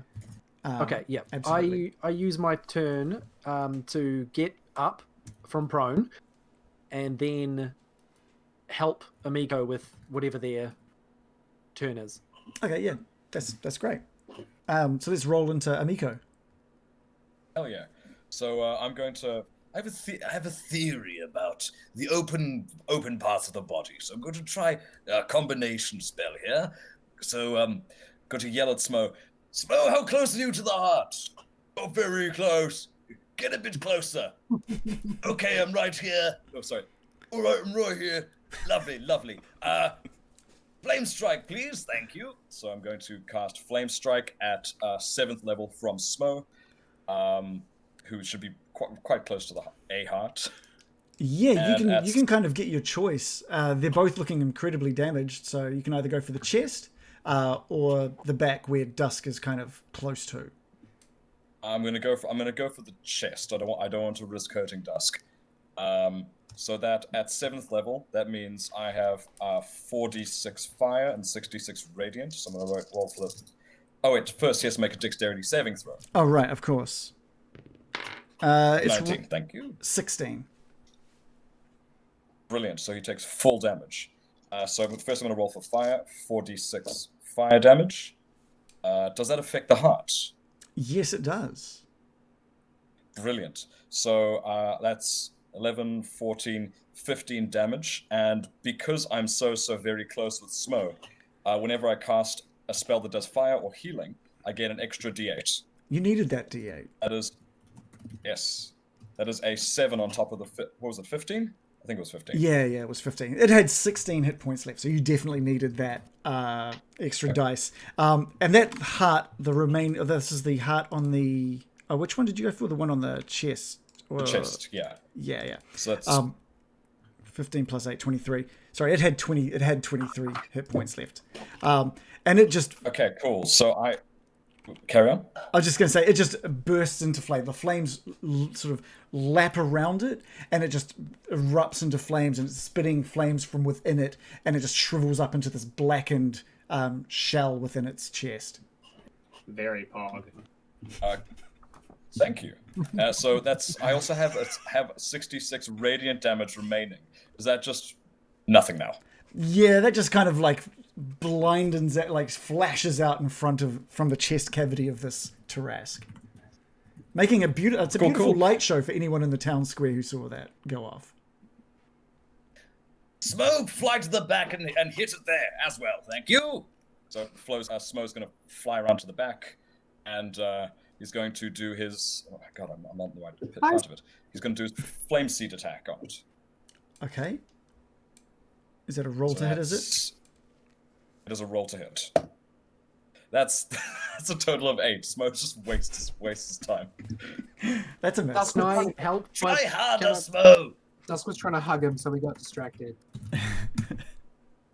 Yeah. Oh, Am I yeah, actually, roaring yeah, and sorry. waving my tiny arms in Yeah, the air? give me a roll. Give me that with advantage. Sorry, we forgot about Crap's Okay. distraction. I'm just dancing. That's- Like, "Rah!" Great work, Crap. Okay, so that's a total of 18 for that second hit, or that second roll. It's still unfortunately a miss. Try harder, Smoke. Damn it, Snow. Does Oh, you're a Get disappointment. good, damn it. was that all Smo's? Does Amico have his own attack, or was it? Also, I get a bit closer. That's where I go. Oh, yeah. And that's my turn. Okay, cool. Ted, it's over to you. There is one heart remaining, and it's on the back of this thing. Finish him. 1 arrow goes up. 500 arrows come down. Fantastic. The heart has to make a dexterity saving throw. I think he slow affects dexterity saving throws, doesn't it? It does with disadvantage. It is rolled 2. All right, so it's going to It is take not- 8. It's not disadvantaged. They just get a -2 penalty. Okay. Oh, okay. Well, it's 11 then. So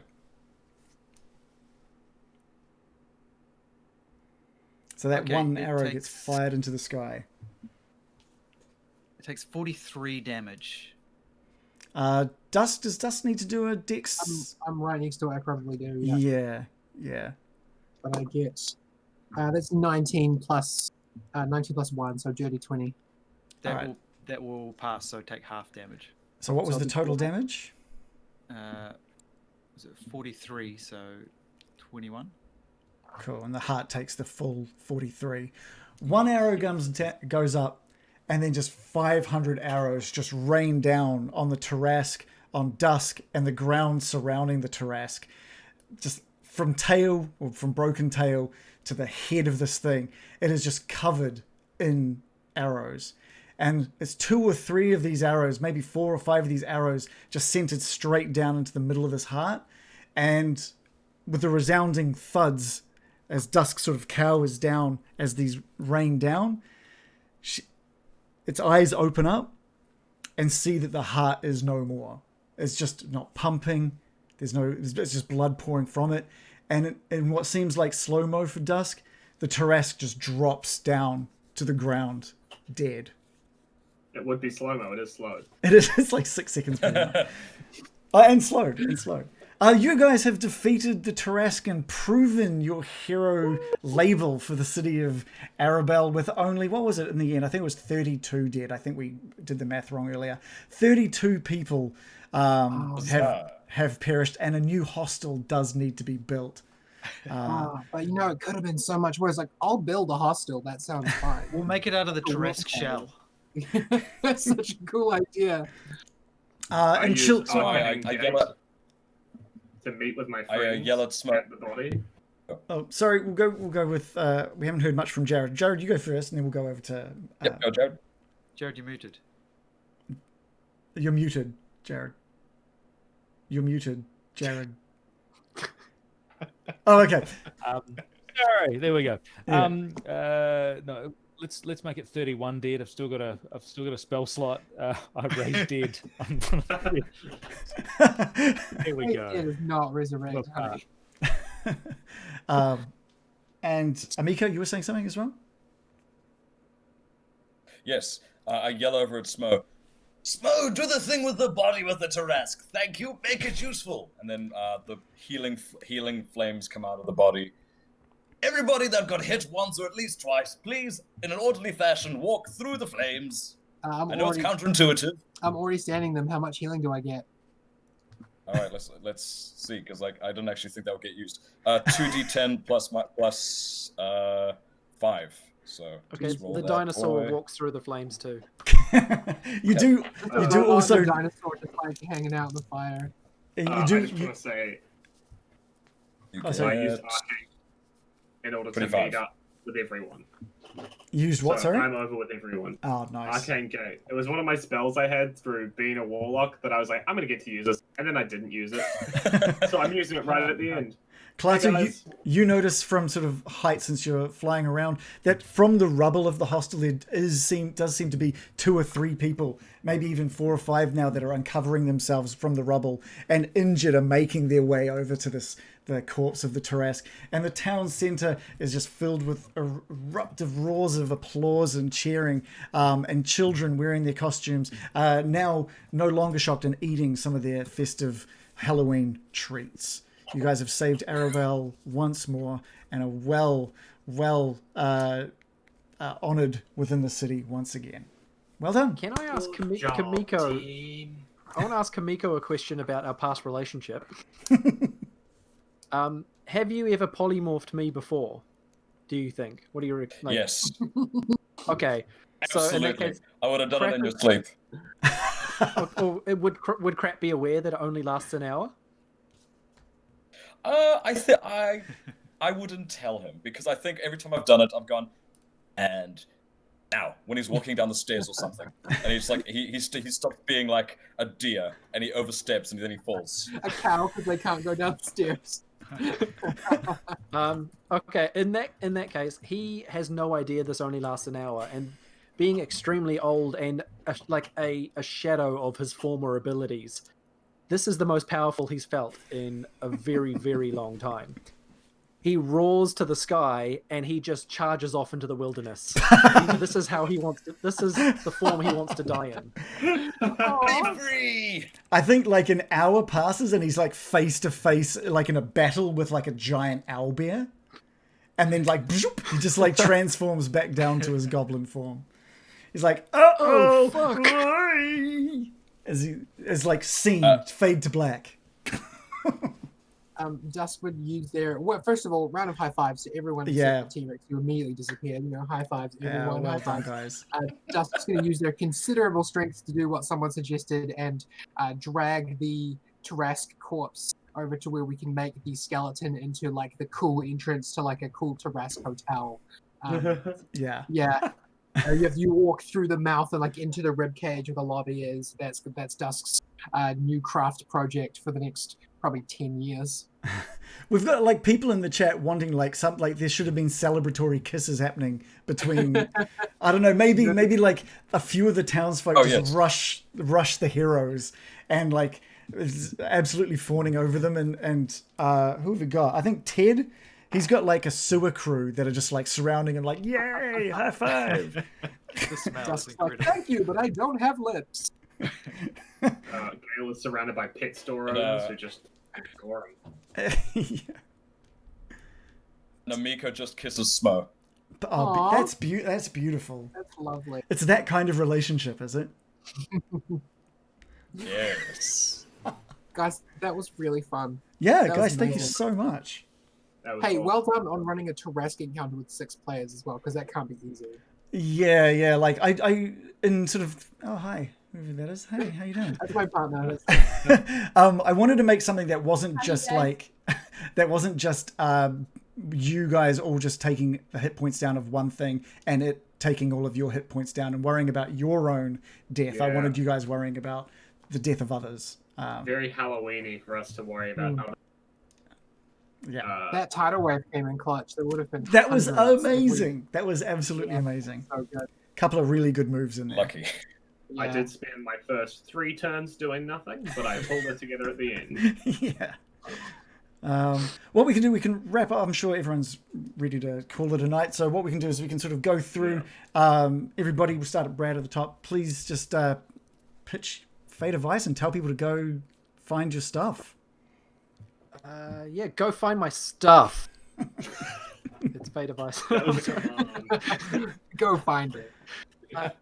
At Fate of Isen, there are considerably fewer T-Rex encounters than what you just saw, but dragons are back after not being in the world for like many thousands of years. They are about to be like a problem. So exciting. That's cool. Actually, everyone, so we'll go through, give like a little hook for what's happening in your campaigns at the moment. That's great, Brad. How about Brendan? What's going on?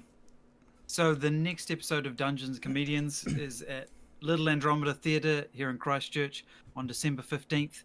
And it is called The Shopping Mall of Elemental Evil. They're going to have to do some Christmas shopping. Okay. Yeah, great. That's really good. I love shopping episodes. Jared, what's going on in Diceratops at the moment? Give people that hook. Right. Well, our next show. Well, first of all, we just released the recording from our last live show, which was Dial M for Minotaur, which was sort of a noir-esque one. So look out for that on the podcast. I think you can look us up on Spotify or Apple, all of the wherever good podcast is sold. But our next live show is at Bats Theatre towards the end of this month. 20 something. Yeah, look at that. But if you go to the Bats Theatre website, you can find us, and that is Pour Some Centaur on Me. So Nice. Come on, do that. Pour some That Centaur on should me. be fun. And I'll also add that I looked up while we were going other CR8 beasts, and the other options included a mighty crab or a sperm whale. So, Sperm whale would have been perfect. Just, T-Rex. Fly him up in the air and then drop him as a whale. That would have been excellent. It's good Dolphins hitchhikers. T-Rex was the sensible choice. Michael, Dungeons and Dipshits, what's happening? Well, we are coming into our first very big story arc after what was an incredibly frustrating hazing experience. Thank you, Zach. And yes, when last we saw all four of our dipshits, they were careening towards a wall in a motorized vehicle. Okay. Will they survive? No one No. Penny, Short show if they don't. tell us about so- the terrible adventures of the Janderson Breffords Parchment Company. Thank you for doing the full name every time you say it. You're So welcome. the Terrible Adventures of the Janderson Breffords Parchment Company has just wrapped up its second arc, so we're about to start arc 3. So just a little bit of background. It's a show where there are no gods, and what remains of magic is actually illegal. I invented a homebrew mechanic called Electrum, where you need certain magic coins in order to cast spells, and the Electrum is legal. So we've just finished our second arc, which was called The Infinite Goose. And we're moving into arc 3, which is called Who Spiked the Punch. So the next episode will be out next Sunday, and it's a murder mystery episode. So the first episode is all about setting up all the characters, getting the red herrings going, making sure we have our list of suspects. And it's set at a Friday night office party at the Janderson Breffords Parchment Company. That sounds fantastic. Yeah, we've recorded the whole thing, and we had so much fun. We're about 6 episodes ahead recording and where we are releasing. So yeah, the whole arc's real fun. That sounds great. That sounds awesome. Tom, where are we? Hello. What's happening in Season Quest? Hi again, Tom. How you going? Season Quest, what's happening? Yeah, so we've obviously we're on our second season right now, so all of winter too, but we're in spring right now where some kind of crazy mysterious stuff is happening in a town called Jivadon. Creepy little werewolves walking around, and that's kind of where we're at right now. Looking pretty good. Nice. Season Quest. I want everyone who's like Getting Dicey fans in the chats, please check out these other podcasts. Some amazing talent, as you've seen tonight. With Getting Dicey, we're going live tomorrow night with session 32 of Curse of Strahd, where we have the crew trying to get, basically trying to rescue someone from the grips of a maniac. So I think that's the best way to do it. They've just started the distraction to try and get her out. So that's going to be a great one tomorrow night, 7:30 p.m. New Zealand time. But I think we can call it there. You guys enjoy yourselves? Oh, hell Hell yeah. yeah. That was so Oh, fun. I loved it. I Awesome. really That's enjoyed great playing time. with all of you guys. It was really cool. Yeah.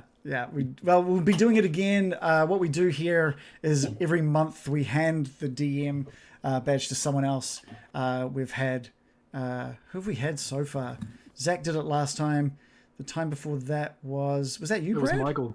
Oh, Michael. It was That's Michael right. the That's first right. time. Right. So we need to have a big chat about who's going to be DMing next. We'll talk to Jules about if she's got someone in mind or if it's a democracy thing, if we just vote someone in, and then we'll figure out who's playing. But there will be probably a game sometime, either late November, early December. So keep track. Oh, Jules says she wants to do it, so that sounds fun. good. Pass on So, to my players for the next game. we'll have Charlie playing from our season quest. Oh, He'll be fantastic. in the next. Okay, great. So we've got a little chat group going, so we'll figure out who's playing. But keep an eye on our Facebook group. Jules, what's the name of our Facebook group where people can keep an eye on that? You might want to. And it's probably going to be Christmas themed, maybe. I know that Getting Dicey, every year we have what we call the Christmas special. So I think this year we're going to be doing. I think we're doing a very Cthulhu Christmas this year. So we're going to do something pretty fun with that. But thank you guys all for coming along and playing. Thanks to everybody in the chat who's watched tonight. It's been so much fun to have you guys watching us. And this will be up on YouTube, and we'll be handing out the audio for people to maybe put up onto their podcasts if they want to. So thank you from me. Thank you from everybody here. Have a good night, everybody. Have a beautiful night, my friends. See you guys. Bye, everyone. Good night. Night.